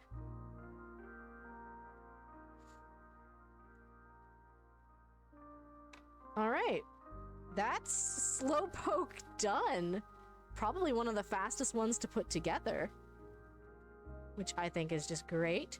Again, I don't know when, because I still do need to digitize this. I don't have a good setup right now to, like, show the digitization process. The digitization process. Like, I don't have... It's paint.net, and I don't even have my Wacom set up, so it would literally just be watching me use a mouse to outline this. But I'm hopeful that I can get these up on my on my coffee. Maybe like I could probably get a set of 3 done for tomorrow, but I have to pick because right now I've got like I think I've got 2 of the yellows done and 2 of the pinks done, so I have to finish the other ones basically. Thank you guys so much. I am hopeful that they can get a little bit of traction. I love seeing all of the different emotes that people have been making. I agree, Chaos, that people are getting a lot more innovative with how they're making emotes or what kind of emotes they're coming up with. And the addition of the extra slots is something that, like, I think Twitch definitely should have done it, and I'm so happy they did. Pixel Chat, are you still listening? Yes, you are. So, alright. I gotta find someone to raid. We gotta find someone to raid. Thank you guys so very much for coming out tonight. This is my first art stream in a long time. The last time I did an art stream was, I did another felt craft stream and a wood burning stream to make bingo prizes. We will be doing more bingo, so don't fear. We just kind of put the bingo aside while we worked up on this charity event, which I'm so excited for. Thank you so much for being here, Mom. I appreciate it. Being able to check the emotes and jab about Pokemon. I love just being able to be nice and chill. I'm probably gonna go play some Dragon Quest Builders or Arceus after this, and the new Kid Cosmic season just came out, so I'm gonna watch that. Who are we gonna raid? We've been talking a lot about, farming simulators. Oh my goodness! Wait, no, Angel's playing. Wait, no, Weasel's live. No, there's so many people. I was so sure I knew who I was gonna be, raiding. Let's keep the Pokemon vibes going. I don't know if we got Arcade Weasel to affiliate, but I haven't seen him live in a while. So we're gonna raid Arcade Weasel. He is doing some shiny hunting in Pokemon Legends Arceus. Here's the raid message. Copy and paste. Add whatever Piranha Plant emote you want. They're pretty cheap to grab from the emote picker. I like to keep them cheap. I like people subscribing, but I also like to keep them cheap, you know. Thank you again, Sari, for subscribing. I really appreciate it, and I will tell Litchi that it was 100% the Spanky emote. So I don't have next week's stream schedule made yet, but because the streamathon is going all week, my streaming will probably be light because I have to host the raft for everyone else, and of course I want to be there to support the rest of the Cool Gamer retirement home. So check Twitter probably tomorrow for my schedule for next week, and I really hope to see you guys there. I would love for us to be able to make a Kirby comic, and I would absolutely love to be able to play the tabletop session as like the ultimate $222 reward. If you can't donate, hosting, raiding into the event, retweeting, and spreading the word is super duper appreciated. I'm running out of time. Keep growing and going, guys. I will see you next week. Bye-bye!